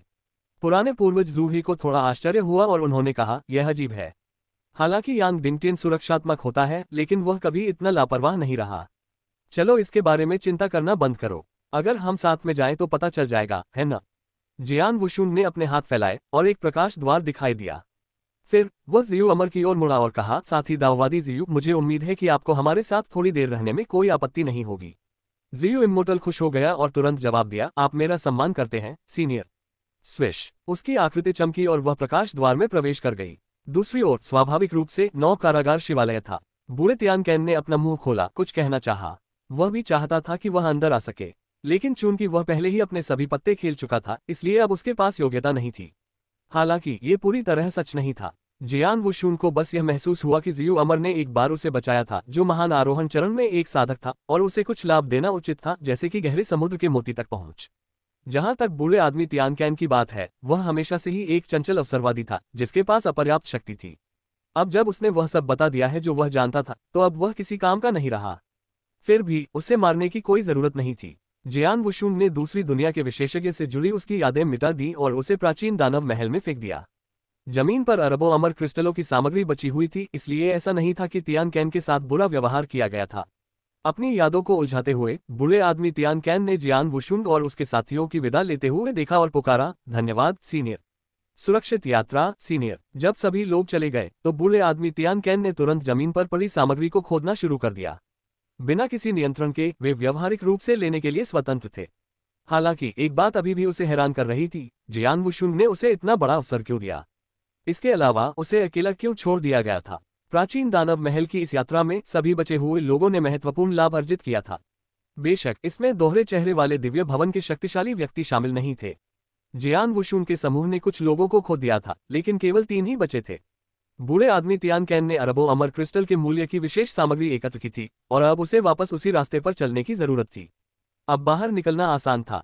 यांग डिंगटिन ने अपने लोगों को डबल फेस्ड माउंटेन पर हमला करने के लिए नेतृत्व किया था। सभी अमर विशेषज्ञों को दोहरे चेहरे वाले पर्वत पर तैनात किया गया था। केवल महान आरोहण चरण में ही बचे थे। भले ही कुछ कमजोर अमर थे, लेकिन वे बूढ़े आदमी तियान कैन के वापसी पथ का मुकाबला नहीं कर सकते थे।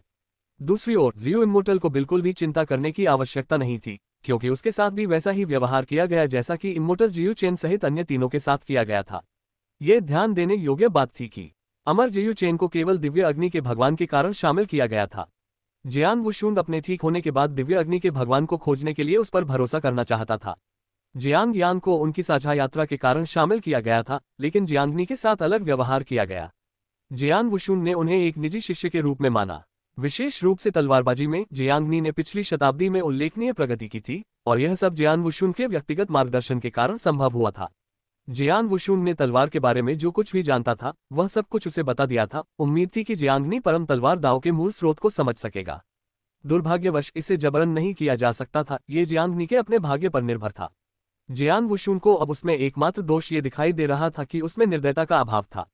तलवार दाव के लिए क्रूरता की प्रबल भावना की आवश्यकता थी। इसके बिना कोई व्यक्ति परम तलवार दाव के मूल स्रोत को कैसे समझ सकता है? 9 जेल पैगोडा के अंदर जियू अमर, जो अचानक प्रकट हुई थी, थोड़ा असहज महसूस कर रही थी।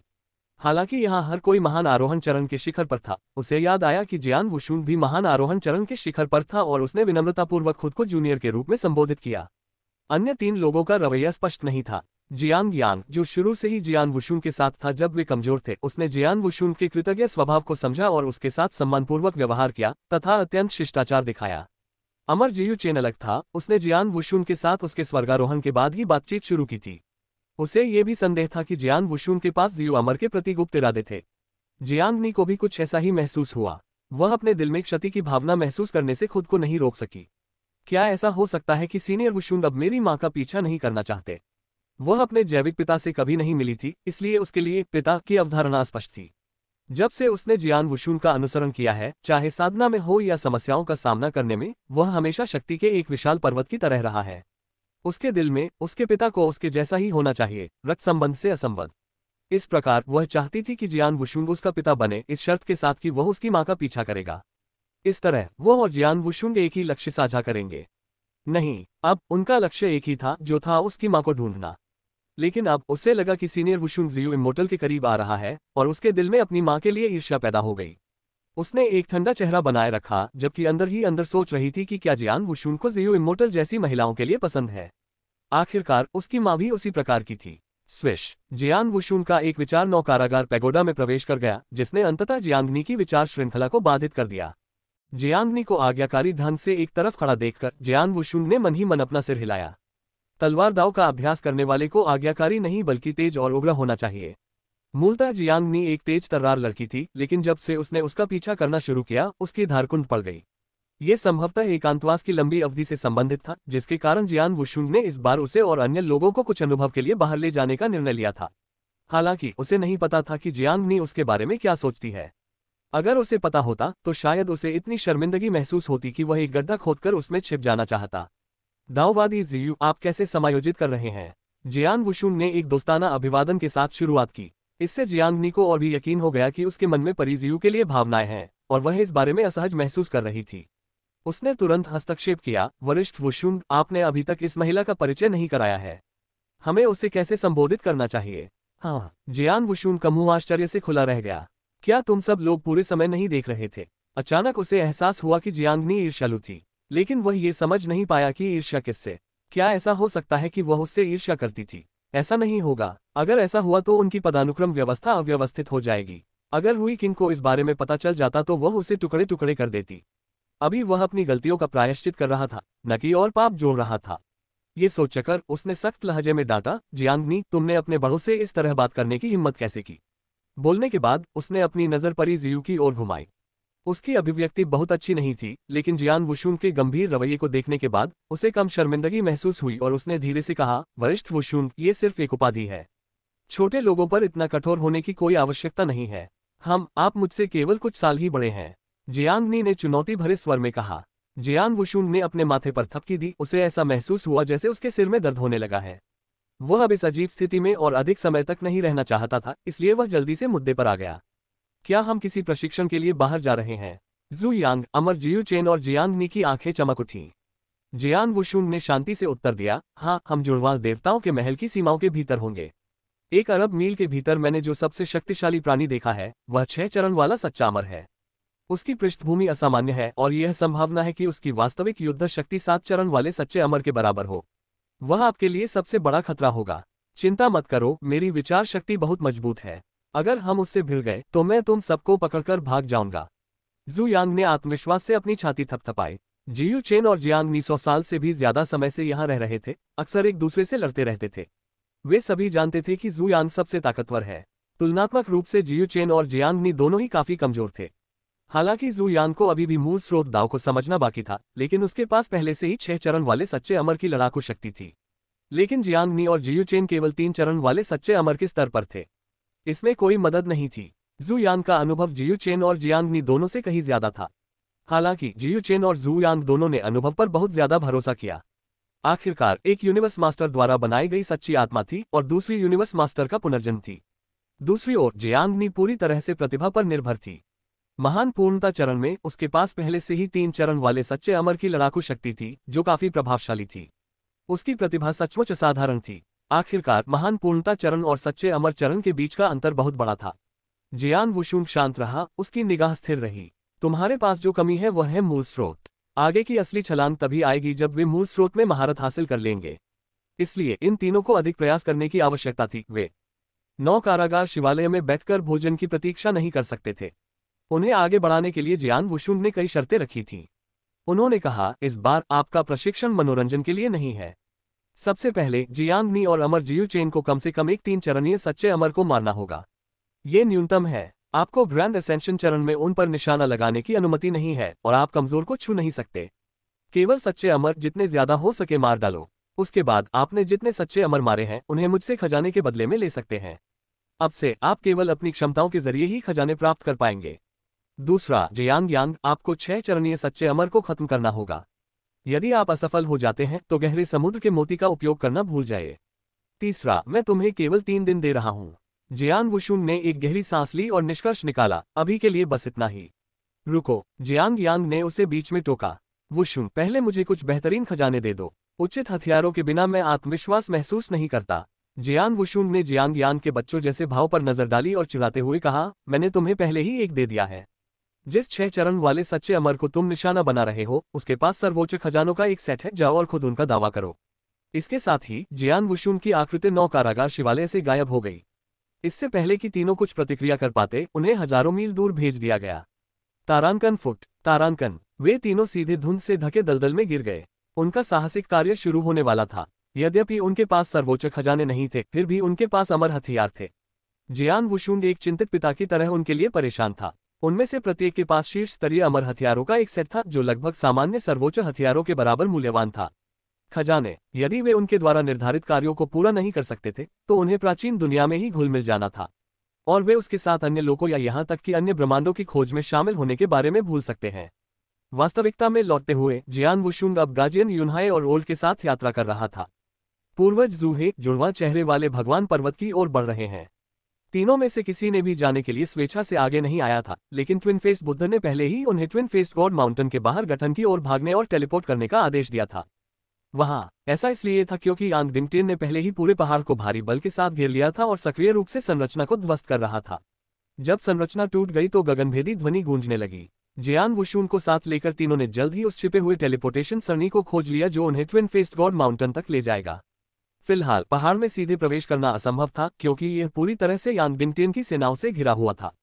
हमें खोज लिया गया है, बूढ़े पूर्वज जूहे ने घबराकर चिल्लाया। उसकी चेतावनी के बिना भी जियान वुशुन ने पहले ही यह भांप लिया था। दो दाओ लॉर्ड्स विचार शक्ति के साथ क्षेत्र की सफाई कर रहे थे और उन्होंने समूह को ढूंढ लिया था। जियान वुशुन ने विचार शक्ति को रोकने की जहमत नहीं उठाई। उसे बस यही लगा कि ये लोग उसे रोकने में सक्षम नहीं हैं। अरे ये तो वही बूढ़ी डायन यिन हुआ है। वह यांग डिंगटियन के साथ मिल गई है। सिर्फ वह नहीं, संरक्षक युनहाई ने कहा, उसका चेहरा काला पड़ गया। ट्विन फेस्ड गॉड माउंटेन के लोगों ने मुझे अभी अभी एक संदेश भेजा है, सिटी लॉर्ड तियानटेन भी यहाँ है। इस बार यांग डिंगटियन पूरी तैयारी के साथ आए हैं। संरक्षक युनहाई की अभिव्यक्ति गंभीर हो गई। क्या यांग डिंगटियन सभी को प्राचीन दरबार में ला सकता था? अन्यथा इतने सारे लोग हमारे स्वामी के खिलाफ उसकी मदद क्यों करेंगे? हालांकि तीनों को जियान वुशुन से कोई सरोकार नहीं था, लेकिन उनके शब्द उसके लिए थे। कान। उनके पीछे खड़े जियान वुशुन ने शांति से कहा, बस टेलीपोर्टेशन सरणी में प्रवेश करने पर ध्यान केंद्रित करो। मैं उन दोनों से निपट लूंगा। तो फिर हम इसे आप पर छोड़ देते हैं। सीनियर गाजियन किफेंग ने हल्की मुस्कान के साथ सिर झुकाया। संरक्षक युनहाई और पुराने पूर्वज जूहे दोनों के मन में अपने अपने विचार घूम रहे थे। इससे पहले जियान वुशुन ने उन्हें ट्विन फेस्ड गॉड माउंटेन में ले जाने के बदले में महत्वपूर्ण पुरस्कार देने का वादा किया था। उसने उन्हें बाद में उनकी सुरक्षा का आश्वासन भी दिया था और समुद्र को कवर करने वाले प्राचीन क्षेत्र से उन्हें बाहर निकालने का वादा भी किया था। वे ये सोचने से खुद को रोक नहीं पाए कि जियान वुशुन ने पहले एल्डर तियानकेन के साथ कैसा व्यवहार किया था। वे प्रलोभन में आ गए, लेकिन उन्हें यह भी डर था कि जियान वुशुन उनका इस्तेमाल करने के बाद उन्हें धोखा दे सकता है। इसमें शामिल खजाने बहुत महत्वपूर्ण थे। उस समय तीनों इस बात पर विचार कर रहे थे कि क्या जियान वुशुन को बेचना चाहिए या नहीं। हालांकि अब जब यांग डिंगटियन इतनी बड़ी सेना का नेतृत्व करके ट्विन फेस्ड गॉड माउंटेन की घेराबंदी करने जा रहा था, तो जियान वुशुन को अपमानित करने का मतलब था कि वे दो दुश्मनों के बीच फंस जाएंगे, जियान वुशुन और उनके अपने स्वामी। वे निश्चित रूप से टिक नहीं सकते थे और तब तक उनका भी अंत हो चुका होता। फिलहाल वे केवल जियान वुशुन पर ही भरोसा कर सकते थे।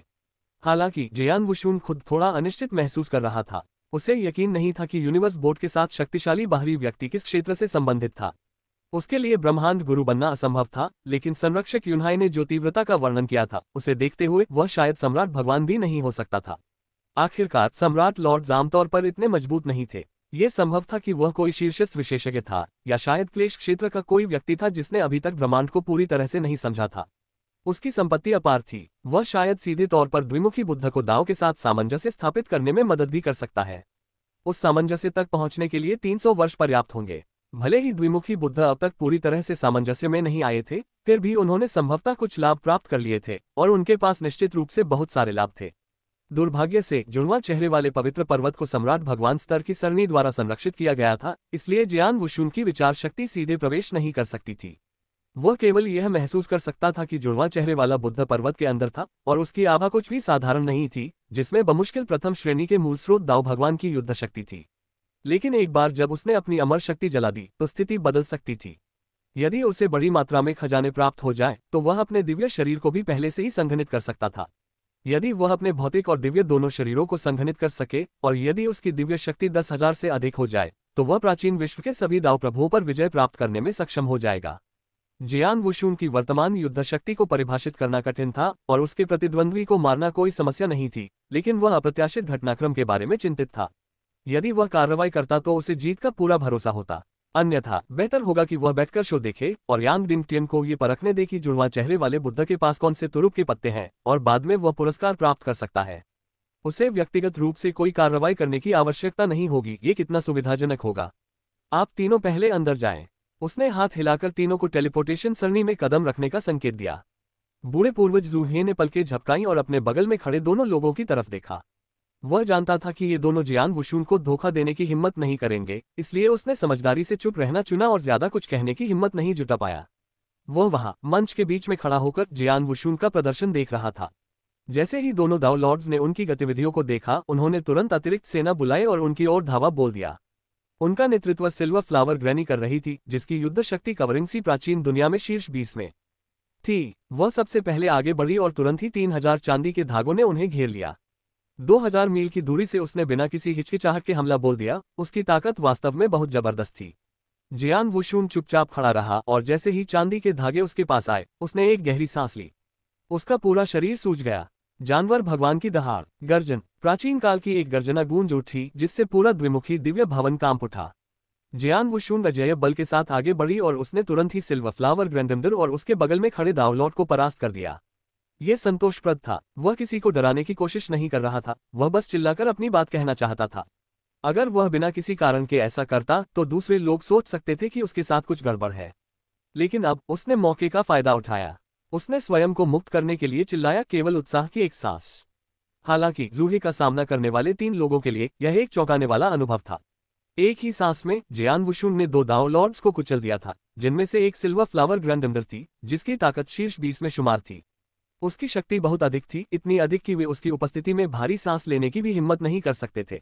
जियान वुशुन तेजी से टेलीपोर्टेशन सरणी में चला गया और भौहें सिकोड़ ली। तुम यहाँ क्यों खड़े हो? टेलीपोर्टेशन शुरू करो। हाँ, मैं तुरंत शुरू करूंगा। जूही ने घबराकर टेलीपोर्टेशन सरणी को सक्रिय करने के लिए जल्दी से अपनी अमर शक्ति को प्रवाहित किया। तारांकन बज़, तारांकन व्यू सक्रिय हो गया और एक झिलमिलाता बहुरंगी प्रभामंडल टिमटिमा उठा, साथ में दमन की भारी भावना भी। अगले ही पल जब उन्होंने अपनी आंखें खोली तो उन्होंने खुद को जुड़वां चेहरे वाले दिव्य पर्वत पर पाया। उनमें से एक ने कहा, वरिष्ठ, आपको अभी हमारे पीछे चलना होगा। जियान वुशुन ने इस पर कोई आपत्ति नहीं जताई और कोई प्रतिक्रिया नहीं दी। जुड़वां चेहरे वाले दिव्य पर्वत में प्रवेश करने के बाद तीनों उसे सीधे जुड़वां चेहरे वाले दिव्य हॉल की ओर ले गए, जहां जुड़वां चेहरे वाले बुद्ध अक्सर ध्यान करते थे। उस समय पहाड़ पर हजारों सच्चे अमर मौजूद थे और टेलीपोर्टेशन के जरिए और भी लोग आते रहे। चूंकि 2 संरक्षक एक साथ आए थे, इसलिए स्वाभाविक रूप से लोगों का ध्यान आकर्षित हुआ और कई लोग उनका अभिवादन करने के लिए आए। आखिरकार ट्विन फेस्ड डिवाइन पैलेस के भीतर 4 संरक्षक ट्विन फेस्ड बुद्ध के बाद दूसरे स्थान पर थे। हालांकि दाओ लॉर्ड्स सिर्फ 4 संरक्षकों तक सीमित नहीं थे। जियान वुशुन 20 से ज्यादा दाओ लॉर्ड्स को महसूस कर सकता था और कई और पहाड़ के अंदर गहरे थे। ये जरूर ट्विन फेस्ड बुद्ध की कुलीन सेनाएं होंगी। जियान वुशुन की धारणाओं के अनुसार जुड़वां चेहरे वाले बुद्ध ने कई खजाने अर्जित किए थे और यह स्पष्ट था कि उन्होंने कुछ अधीनस्थों की खेती की थी। उनके बिना वह उन खजानों को सुरक्षित रूप से रखने में सक्षम नहीं होगा। अगर वह भागा नहीं तो शायद इसलिए क्योंकि उसे संदेह पैदा होने का डर था। इसलिए वह ट्विन फेस्ड डिवाइन पैलेस में रुका था, ये दावा करते हुए कि वह एकांत में है, जबकि वह गुप्त रूप से दूसरे क्षेत्र से एक शक्तिशाली प्राणी के खजाने को अवशोषित कर रहा था। अब जब वे पहाड़ पर पहुंच चुके थे, जियान वुशुन ने यांग डिंगटिन की आभा की तुलना 2 चेहरे वाले बुद्ध से की। ये स्पष्ट हो गया कि दोनों के बीच का अंतर बहुत बड़ा था। ऐसा नहीं था कि जुड़वां चेहरे वाला बुद्ध अत्यधिक शक्तिशाली था, बल्कि वह बेहद कमजोर था। यांग डिंगटिन की तुलना में यह अंतर हास्यास्पद था। पहाड़ के बाहर जियान वुशुन ने महसूस किया था कि यांग डिंगटिन की ताकत एक शीर्ष स्तरीय मूल स्रोत दाओ भगवान के बराबर थी।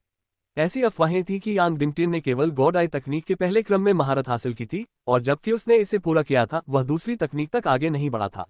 इस प्रकार जब उसने अपनी अमर शक्ति को जलाया तो उसकी ताकत एक शीर्ष मूल स्रोत दाओ साधक के बराबर हो सकती थी।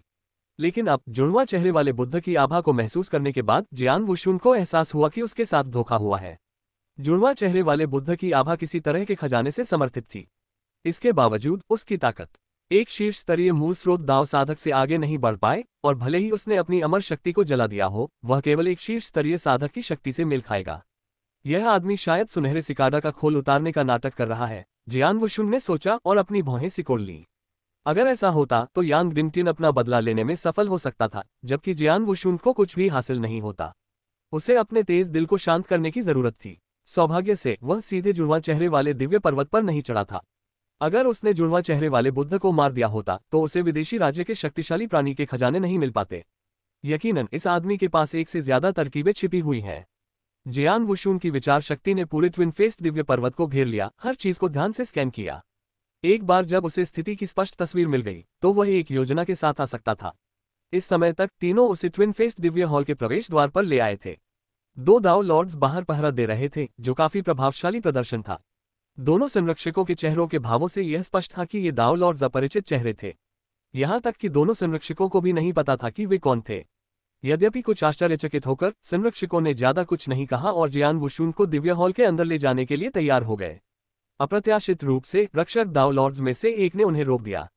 2 संरक्षक और जूही प्रवेश कर सकते हैं, लेकिन कोई और नहीं, गार्ड ने ठंडे स्वर में कहा, जिससे बातचीत के लिए कोई जगह नहीं बची। गार्डियन यूनहाई का चेहरा तुरंत काला पड़ गया। वह गुस्से से चिल्लाया, दुस्साहसी, क्या तुम नहीं जानते कि मैं कौन हूं? गार्ड ने थोड़ा मुस्कुराते हुए जवाब दिया, इससे कोई फर्क नहीं पड़ता कि आप कौन हैं।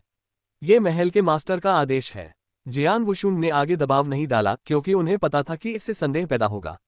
तुम आगे बढ़ो, मैं बाहर इंतजार करूंगा। उसने तीनों को मानसिक संदेश भेजा। उसने यह नहीं बताया कि उसने अपनी विचार शक्ति को उन तीनों से जोड़ दिया था।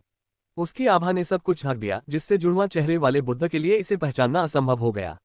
यद्यपि हॉल के बाहर शीर्ष स्तरीय समूह मौजूद था, फिर भी वह उसकी उपस्थिति को महसूस नहीं कर सका।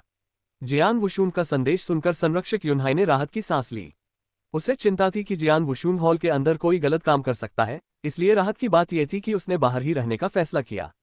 हालांकि उसने फिर भी अपनी प्रतिष्ठा का ख्याल रखते हुए दोनों गार्डों को ठंडी निगाह से देखा और हॉल में चला गया। दूसरी ओर जियान वुशुन हॉल के बाहर इंतजार कर रहा था। उनके जैसे बहुत से लोग थे।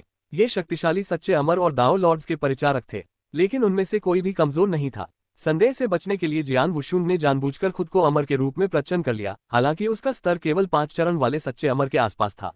आसपास के 7 चरणीय या 8 चरणीय सच्चे अमरों के परिचारकों की तुलना में वह बहुत हीन था। उन लोगों की अपनी छोटी छोटी मंडलियां थीं और वे बाहरी दुनिया के मामलों पर चर्चा करते थे।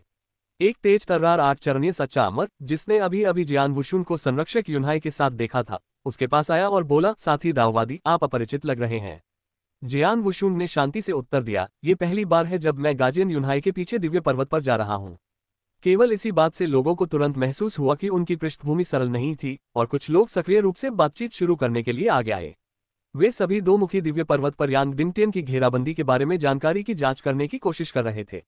आखिरकार चुन की घेराबंदी उनकी तरफ थी, इसलिए हर कोई थोड़ा चिंतित था। उन्हें डर था कि यह महान संरचना यांग डिंगटियन के खिलाफ टिक नहीं पाएगी। ये चिंता जायज थी, क्योंकि संरचना में सचमुच सेंध लगाई जा सकती थी। यांग डिंगटियन अपनी अमर शक्ति जलाकर पहाड़ के बाहर की विशाल संरचना को तोड़ सकता था, लेकिन पहाड़ की चोटी पर मंदिर के बाहर एक और संरचना थी जिसे तोड़ना बहुत मुश्किल था। अब तक यांग डिंगटियन ने गठन पर हमला नहीं किया था। इसके बजाय वह बाहरी इलाकों में घूम रहा था और 2 चेहरे वाले दिव्य महल के भीतर इकट्ठा होने वाले किसी भी सच्चे अमर को रोक रहा था।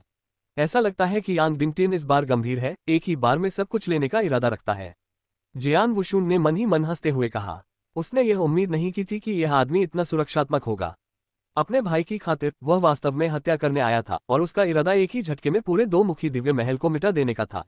वह एक निर्दयी आदमी था। जैसे ही जियान वुशुन यांग डिंगटियन का न्याय कर रहा था, मंदिर के अंदर 2 मुखी बुद्ध ने भी अपनी निर्दयता दिखानी शुरू कर दी। हॉल के अंदर सभी दाओ लॉर्ड्स और 9 चरण वाले सच्चे अमर एकत्र हुए थे। उनकी संख्या कम से कम 100 थी। उनमें से 20 से अधिक दाओ लॉर्ड थे और 70 से अधिक 9 चरण वाले सच्चे अमर थे। ये शक्ति 2 मुखी दिव्य महल की सार्वजनिक रूप से ज्ञात शक्ति से दोगुनी थी। बाहरी दुनिया में यह माना जाता था कि 2 मुखी दिव्य महल में 10 से अधिक दाओ भगवान नहीं थे। 29 चरणीय सच्चे अमर लोगों की संख्या 30 से अधिक नहीं थी। फिर भी इस समय यहाँ बहुत सारी शक्तिशाली हस्तियां एकत्रित थीं। अतिरिक्त मजबूत लोग एक तरफ खड़े थे, जबकि पुराना गुट दूसरी तरफ खड़ा था। पुराना गुट नए आए शक्तिशाली लोगों के समूह को घूरता रहा, उनके दिल मिश्रित भावनाओं से भरे हुए थे। शीर्ष पर बैठे हुए द्विमुखी बुद्ध शांत दिखाई दे रहे थे, यद्यपि उनके पहले के शब्द कुछ और ही थे। ये लड़ाई अवश्य लड़ी जानी चाहिए, और स्पष्ट रूप से कहा गया कि यह मौत तक की लड़ाई थी। या तो यांग डिंगटियन को भगा दो या फिर सभी एक साथ नष्ट हो जाएंगे। उनके पास केवल यही 2 विकल्प थे। यद्यपि वर्तमान द्विमुखी दिव्य महल पहले से 2 गुना शक्तिशाली था, फिर भी बाहर लगभग 60 दाओ लॉर्ड एकत्रित थे। उनमें कुछ असाधारण रूप से शक्तिशाली दाओ लॉर्ड्स थे, जैसे कि ग्रनी इनहुआ और टियाटन शहर के भगवान। यहाँ तक कि यांग डिंगटियन का साथी भी युद्ध शक्ति में शीर्ष 20 में था। अगर मौत तक की लड़ाई हो जाए तो वे जीत नहीं पाएंगे। पहाड़ की रक्षा के लिए उनकी महान संरचना पर भरोसा करना ही एक उपलब्धि होगी। द्विमुख बुद्ध ने अपना प्रसन्न मुख सबकी ओर मोड़ रखा था, इसलिए वे शांत बने रहे और धीरे से बोले, मैं जानता हूं कि आप सभी थोड़े डरे हुए हैं, ये सोचकर कि हमारे पास ज्यादा आशा नहीं है और शायद एक साथ आगे बढ़ना बेहतर होगा। जब उन्होंने बोलना समाप्त किया तो किसी की भी सिर उठाने की हिम्मत नहीं हुई। द्विमुखी बुद्ध के आनंदमय भाव से धोखा न खाएं, ऐसा इसलिए था क्योंकि वह अपना आनंदमय चेहरा दिखा रहे थे। उन्हें द्विमुखी बुद्ध कहा जाता था क्योंकि उनके 2 चेहरे थे।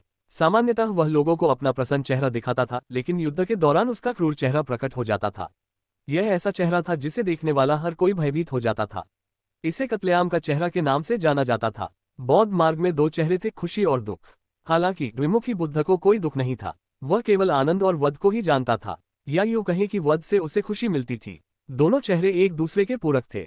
वध से उसे खुशी मिली और उसके प्रसन्न चेहरे ने उसे दाव को समझने में सहायता की। द्वैतमुखी बौद्ध धर्म की गुप्त तकनीक को परिष्कृत किया गया, जिससे एक सर्वोच्च शक्ति का निर्माण हुआ। उसके आनंदमय पक्ष का सामना करते हुए किसी में भी उसका विरोध करने का साहस नहीं था, उसके हत्यारा पक्ष का सामना करना तो दूर की बात थी। द्विमुखी बुद्ध ने भीड़ के भावों की ओर देखे बिना ही कहा, मैं यहीं रुकने की सलाह इसलिए नहीं दे रहा हूं कि मैं तुम्हें मौत के मुंह में भेज दूं, बल्कि इसलिए दे रहा हूं कि मेरे पास एक योजना है। ये सुनकर कि द्विमुखी बुद्ध के पास एक योजना है, पुराने गुट ने उत्साह दिखाया। हम सभी जानते थे कि महल के स्वामी के पास कोई बैकअप योजना अवश्य होगी, अन्यथा उन्होंने इतने सारे अमर प्राणियों को क्यों इकट्ठा किया होगा। संरक्षक युनहाई ने उसकी चापलूसी करने का मौका नहीं छोड़ा। आखिरकार उनका दर्जा अभी भी उनके भाई भाभी का था। द्विमुखी बुद्ध ने उसे अनदेखा कर दिया और लापरवाही से एक सरसों का बीज निकाला और उसे संरक्षक क्वीफेक की ओर फेंक दिया। इस सरसों के बीज के भीतर 10 असीम 5 अमर सरणी है। उन्हें संचालित करने के लिए 5 9 चरण वाले सच्चे अमर और 7 चरण से ऊपर 500 सच्चे अमर की आवश्यकता होती है। कोर दिव्य शक्ति द्वारा संचालित है और गठन को बढ़ाने के लिए आपकी अपनी अमर शक्ति को जलाया जा सकता है।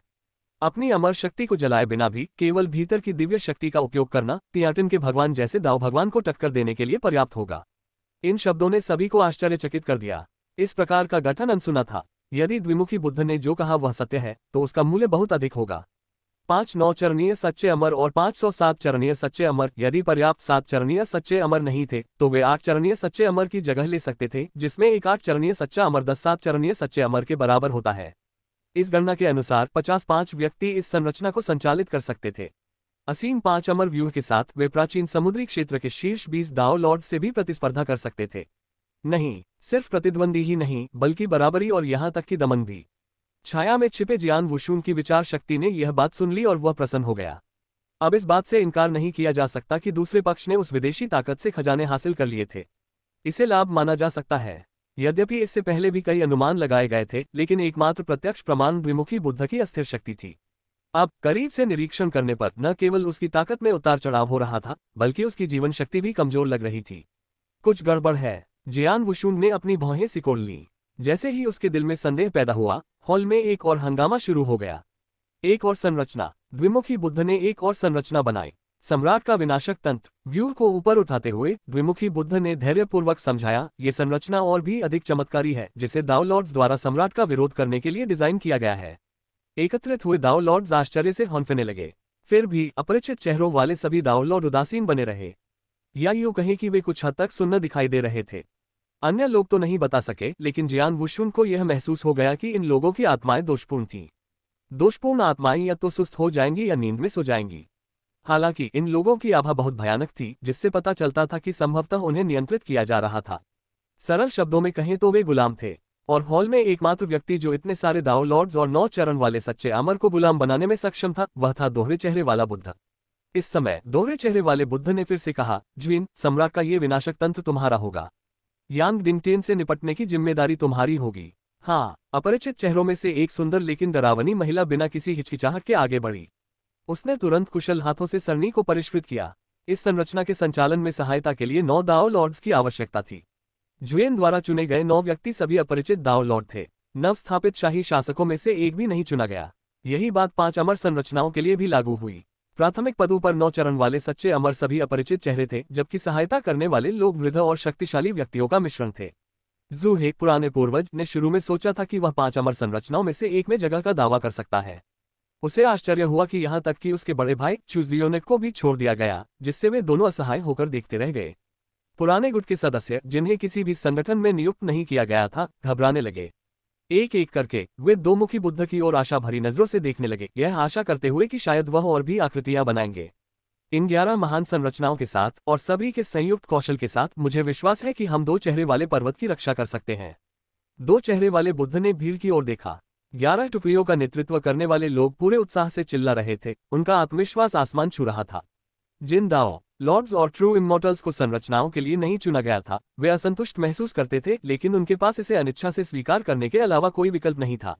ये निराशाजनक था, यहाँ तक कि सार्वभौमिक रूप से स्वीकार किए गए 10 महान सच्चे अमर और 4 संरक्षकों को भी एक भी गठन नहीं सौंपा गया था। अचानक अपरिचित शक्तिशाली व्यक्तियों के एक समूह ने सारे लाभ उठा लिए। अपने पुराने अधीनस्थों के असंतोष को भांपते हुए दो मुंह बुद्ध ने संरक्षक किफैन को इशारा करते हुए घोषणा करने का संकेत दिया, पैलेस लॉर्ड के पास अभी भी एक कठपुतली है, जिसके लिए 4 दाओ लॉर्ड्स और 10 सच्चे अमर की आवश्यकता है। इसलिए भाईचू और जू हे के कई पुराने दोस्त पीछे रहेंगे, जबकि बाकी लोग तितर बितर हो सकते हैं। ये शब्द पुराने गुट की चिंताओं के लिए मरहम की तरह थे। आखिरकार कुछ पुराने सच्चे अमर लोग भी इन संरचनाओं में शामिल थे। अब चूंकि 4 संरक्षकों और 10 महान सच्चे अमरों को कठपुतली को नियंत्रित करने का काम सौंपा गया था, इसलिए उन्हें अब यह डर नहीं था कि नए लोग उन्हें युद्ध में छोड़ देंगे। उन्होंने अनिच्छा से अपनी भूमिकाएं स्वीकार कर लीं। 11 टुकड़ियां सबसे पहले हॉल के बाहर एकत्रित हुई। जियान वुशुन का असली शरीर भीड़ में घुल मिल गया। अपनी आभा में बदलाव के साथ वह 5 चरण वाले सच्चे अमर से 7 चरण वाले शिखर वाले सच्चे अमर में परिवर्तित हो गया। 5 अमर सेना के संचालकों में से एक ने जियान वुशुन की प्रभावशाली ताकत को देखते हुए उसे सेना में शामिल होने के लिए चुना। प्रारंभ में जियान वुशुन का इरादा दोनों पक्षों के बीच मुकाबले को किनारे से देखने का था।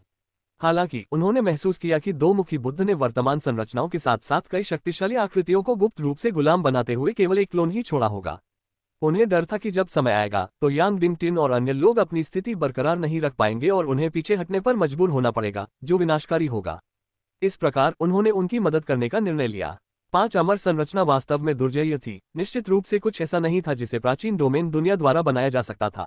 इसे एक साथ संचालित करने के लिए 5 9 चरणीय सच्चे अमर और 507 चरणीय सच्चे अमर की आवश्यकता थी।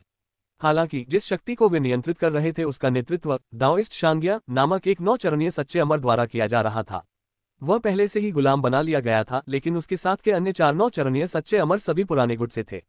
आखिरकार केवल 30 या इतने ही नए सच्चे अमर थे, जो ये सुनिश्चित करने के लिए पर्याप्त नहीं थे कि हर संरचना पूरी तरह से नए समूह से बनी हो।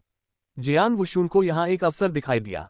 जब सही समय आया तो वह ताओवादी शांग्या को खत्म कर सकता था और गठन पर नियंत्रण कर सकता था, जिससे ये उनके दुश्मनों के खिलाफ हो जाए। ऐसा नहीं था कि उसे संगठन की शक्ति पर निर्भर रहने की जरूरत थी, बल्कि उसने संगठन का अधिकार उधार लिया था। वह दो मुहे बुद्ध को संदिग्ध नहीं होने दे सकता था। इस तरह प्रतिद्वंद्वी तुरंत भाग नहीं सकेगा। उसका असली रूप पहाड़ से नीचे की ओर सेना के साथ साथ चल रहा था, किसी भी क्षण हमला करने के लिए तैयार। इसी समय संरक्षक युनहाए और अन्य लोगों से जुड़ी विचार शक्ति ने मंदिर के अंदर की स्थिति का प्रत्यक्ष निरीक्षण किया। दो मुखी बुद्ध द्वारा बुलाई गई कठपुतली विशेष रूप से मजबूत नहीं थी। रहस्य की दृष्टि से यह 5 अमर संरचना और सम्राट विनाश संरचना से कहीं अधिक निम्न थी, लेकिन फिर भी इसमें काफी शक्ति थी। एक ब्रह्मांड क्रिस्टल। जियान वुशुन का दिल धड़क उठा, क्योंकि उसकी विचार शक्ति ने कठपुतली के मूल में अंतर्निहित एक काले ब्रह्मांड क्रिस्टल को आसानी से पहचान लिया। यह विनाश मूल स्रोत का एक ब्रह्मांड क्रिस्टल था। ये कठपुतली प्रभावशाली नहीं थी, लेकिन इसकी शक्ति निर्विवाद रूप से हिंसक थी। 10 सच्चे अमर योद्धाओं की सहायता और 4 संरक्षकों के नेतृत्व में उनकी संयुक्त शक्ति बहुत अधिक थी, जो जीवन मरण की लड़ाई में सम्राट विध्वंसक संरचना के बराबर थी। युनहाई, तुम देव विनाश सैनिकों को आदेश दोगे और पहाड़ से नीचे उतरकर हमारी सारी सेना को इकट्ठा करोगे। युद्ध के लिए तैयार हो जाओ। इस क्षण संरक्षक युनहाई उत्साहित हो गया और चिल्लाया, हाँ। भनभनाना। देव विनाश सैनिकों ने एक कदम आगे बढ़ाया और पहाड़ के नीचे पहुंच गए। पर्वत, वहां ऊंचे ऊंचे प्राचीन वृक्षों ने एक घना जंगल बना रखा था। 10,000 से अधिक लोग घात लगाकर हमले के संकेत की प्रतीक्षा कर रहे थे। देव विनाश सैनिकों की कमान संभालते हुए संरक्षक युनहाई केंद्र में प्रभावशाली ढंग से खड़े थे। भीड़ का उसके बगल में सम्राट विनाश संरचना थी। संरचना एक मानव आकार में संघनित हो गई थी, हालांकि यह किसी व्यक्ति जैसा नहीं, बल्कि एक मानव युद्ध पशु जैसा दिखता था। ये किशा भगवान है। ये संरचना एक दिव्य पशु के सदृश हो गई थी, यद्यपि इसका आकार मानव जैसा था। दूसरी ओर 5 अमर संरचना ने एक मानव चेहरे का रूप ले लिया, जिसकी साधारण साधकों से एकमात्र अलग विशेषता उसका आकार था, जो 100 गुना बड़ा था। उनके आगे दाओ लॉर्ड्स और 9 चरणीय सच्चे अमरों का एक समूह खड़ा था। उनके पास कोई संरचना नहीं थी और वे इस समय सबसे दुर्भाग्यपूर्ण स्थिति में थे। इन शक्तिशाली संरचनाओं पर निर्भर रहने के अलावा कोई अन्य विकल्प नहीं था। आक्रमण। जैसे ही दोमुख बुद्ध ने आदेश दिया, देव विनाश सैनिकों को नियंत्रित करने वाले संरक्षक युनहाई ने उग्र रूप से दहाड़ लगाए और कठपुतली को एक हाथ जमीन पर दबाने का निर्देश दिया। भनभनाना। तुरंत ही एक विशाल टोटेम प्रकट हुआ। यह अंतरिक्ष जानवर भगवान था। अपने विशाल ज्ञान के कारण जियान वुशुन ने इसे तुरंत पहचान लिया। ये स्वर्ण जानवर देवता की छाया थी। इस ब्रह्मांड में पशु देवताओं का होना बिल्कुल सामान्य बात थी। ऐसा लगता है कि इस विदेशी ताकतवर की पहचान बिल्कुल भी सरल नहीं है। यूनिवर्स फ्लाइंग बोट, जानवर भगवान टोटेम, इनमें से कोई भी ऐसा खजाना नहीं था जिसे कोई साधारण सम्राट या यहाँ तक कि कोई शीर्ष स्तरीय शक्तिशाली व्यक्ति भी प्राप्त कर सकता है। जैसे ही टोटेम ऊपर उठा, 10,000 सच्चे अमर तुरंत दूर चले गए। ऊपर आसमान में सच्चे अमर जो सतर्क थे, उन्होंने अचानक देखा कि उनके सिर के ऊपर एक अज्ञात जानवर के आकार का टोटेम दिखाई दिया। इससे पहले कि वे प्रतिक्रिया कर पाते, उन्होंने अमर लोगों की एक सेना देखी आकाश से उतरते हुए। अरे, हम दुश्मन के गढ़ में कैसे पहुंच गए? संरक्षक युनहाई की त्वरित प्रतिक्रिया ने उसे देव विनाश सैनिकों को जमीन पर उतरने के लिए नियंत्रित करने की अनुमति दी। यांग डिंगटेन के अस्थायी बेस में लगातार घुसपैठ की। उसने तुरंत यूनिवर्स क्रिस्टल के भीतर विनाश शक्ति को सक्रिय कर दिया और नरसंहार शुरू कर दिया। एक ही क्षण में विशाल महल के हॉल टुकड़े टुकड़े हो गए। ये हॉल, जो द्विमुखी बुद्ध के विरुद्ध धर्मयुद्ध के लिए तैयार किए गए थे, पलक झपकते ही खंडहर में तब्दील हो गया। यांग डिंगटेन, शीर्ष पावर हाउस, ने सबसे पहले हमला किया। वह हवा में उछला और मुक्का मारा। उसने अपने गुट के गठन से भगवान विनाश सैनिकों को बाहर कर दिया। लेकिन जैसे ही एक को हटाया गया, दूसरे ने उसकी जगह ले ली। और इस बार ये और भी अधिक शक्तिशाली सम्राट विनाश संरचना थी। यांग डिंगटेन, तुमने दो मुहे भगवान के महल पर आक्रमण करने की हिम्मत कैसे की? आज मैं ये सुनिश्चित करूंगा कि तुम रहना। एक प्रागैतिहासिक जानवर सम्राट विनाश संरचना से संघनित सीधे हमला किया। उसे यांग डिंगटिन ने लापरवाही बरतने की हिम्मत नहीं की। उसका मूल स्रोत दांव फट गया और दोनों पक्ष करीबी मुकाबले में लगे। युद्ध बहुत भयंकर था, आकाश और पृथ्वी हिल रहे थे। यांग डिंगटिन की टीम फिलहाल विजेता का निर्धारण नहीं कर सकी, लेकिन स्थिति ऐसी नहीं थी। दूसरों के लिए अच्छा लग रहा है। इस बार दो मुखी बुद्ध को नष्ट करने की लड़ाई कई लोगों द्वारा आयोजित की गई थी। यांग डिंगटिन की तरफ शीर्ष स्तरीय दाव लॉर्ड्स, यहां तक कि 10 महान 5 अमर संरचनाएं भी केवल शीर्ष दाव लॉर्ड्स में से अधिकांश को रोक सकती थीं, जबकि शेष लोगों को भगवान विनाश सैनिकों और दो मुखी भगवान महल के पुराने दाव लॉर्ड्स द्वारा निपटाया जाना था। सौभाग्य से शक्तिशाली हथियार के रूप में ईश्वर विनाश सैनिकों की मदद से वे अपने आप को बचाने में सफल रहे। 3 शीर्ष दाव लॉर्ड्स को अकेले ही हरा दिया। उनमें सिल्वर फ्लावर ग्रैनी और स्काई अल्टरसिटी के भगवान, साथ ही एक काले वस्त्रधारी बुजुर्ग भी थे जिनकी ताकत साधारण नहीं थी और जो शीर्ष 20 में शुमार थे। दोनों पक्षों के बीच लड़ाई क्षण भर में शुरू हो गई और कुछ लोग पहले ही जमीन पर गिर चुके थे। रोटी का आटा। अचानक हुए हमले के कारण 5 अमर संरचनाओं ने सबसे अधिक ट्रू का वध कर दिया था। अमर, बस एक पल में सैकड़ों सच्चे अमर आकाश से गिर गए और उनकी मौत हो गई। इस युद्ध की क्रूरता प्राचीन समुद्री क्षेत्र में अभूतपूर्व थी। किसी को भी उम्मीद नहीं थी कि दो मुँह बुद्ध इतनी अजीबोगरीब आकृतियां बनाएंगे जिससे वे चौंक जाएंगे। सौभाग्य से उनकी अपनी ताकत बहुत ज्यादा थी और उन्होंने जल्दी ही स्थिति को संभाल लिया। भाई जुयांग, उस कठपुतली को मेरे पास छोड़ दो। तुम उस अजीब जानवर से निपटने पर ध्यान दो। एक सफेद कपड़े पहने व्यक्ति हाथ में तलवार लिए आगे बढ़ा। एक ही वार में उन्होंने देव हत्या करने वाले युद्ध सैनिक को रोक दिया। दादी यिनहुआ का चेहरा खुशी से चमक उठा। भगवान रेनहुआ, आप ठीक समय पर आ गए। सफेद कपड़ों वाली महिला कोई और नहीं बल्कि रेनहुआ तियानजुन थी, जो यांग डिंगटिन की बहुत प्रशंसा करती थी। उसकी युद्ध शक्ति प्राचीन महासागर क्षेत्र में शीर्ष 10 में शुमार थी। वह एक शीर्ष स्तरीय दाव लॉर्ड थी जो प्रथम श्रेणी के मूल स्रोत दाव लॉर्ड के बराबर थी। अगर वह अपनी अमर शक्ति को प्रज्वलित करती तो वह प्रथम श्रेणी के मूल स्रोत दाव लॉर्ड से टक्कर ले सकती थी। दादी यिनहुआ, आप और तियानतन दूसरों की सहायता करें। मैं यहाँ सब कुछ संभाल सकती हूँ। रेनहुआ तियानजुन ने एक हाथ से अपनी तलवार पकड़ी हुई थी। उसका माथा तलवार की ऊर्जा से भरा हुआ था और उसके चारों ओर एक शक्तिशाली आभा फैल गई थी। वातावरण तेज तलवार ऊर्जा से भरा हुआ था। रेनहुआ तियानजुन तलवार दाव के मूल स्रोत का एक मास्टर था, विशेष रूप से दूसरे दर्जे के मूल स्रोत तलवार दाव, जिसने वर्षा जल तलवार के 3 तलवार पथों में महारत हासिल की थी। उसकी हत्या की मंशा भयावह थी। अपने आसपास की आभा को कम होते हुए देखकर दादी यिनहुआ ने समय बर्बाद नहीं किया। वह तुरंत अपने लोगों को दूसरों की मदद के लिए ले गई। आखिरकार उन तीनों की लड़ाकू शक्ति अकेले ही 5 अमर संरचनाओं का सामना कर सकती थी और यहाँ पर देवहत्या करने वाले युद्ध सैनिक से भिड़ना वास्तव में थोड़ा नुकसानदेह था।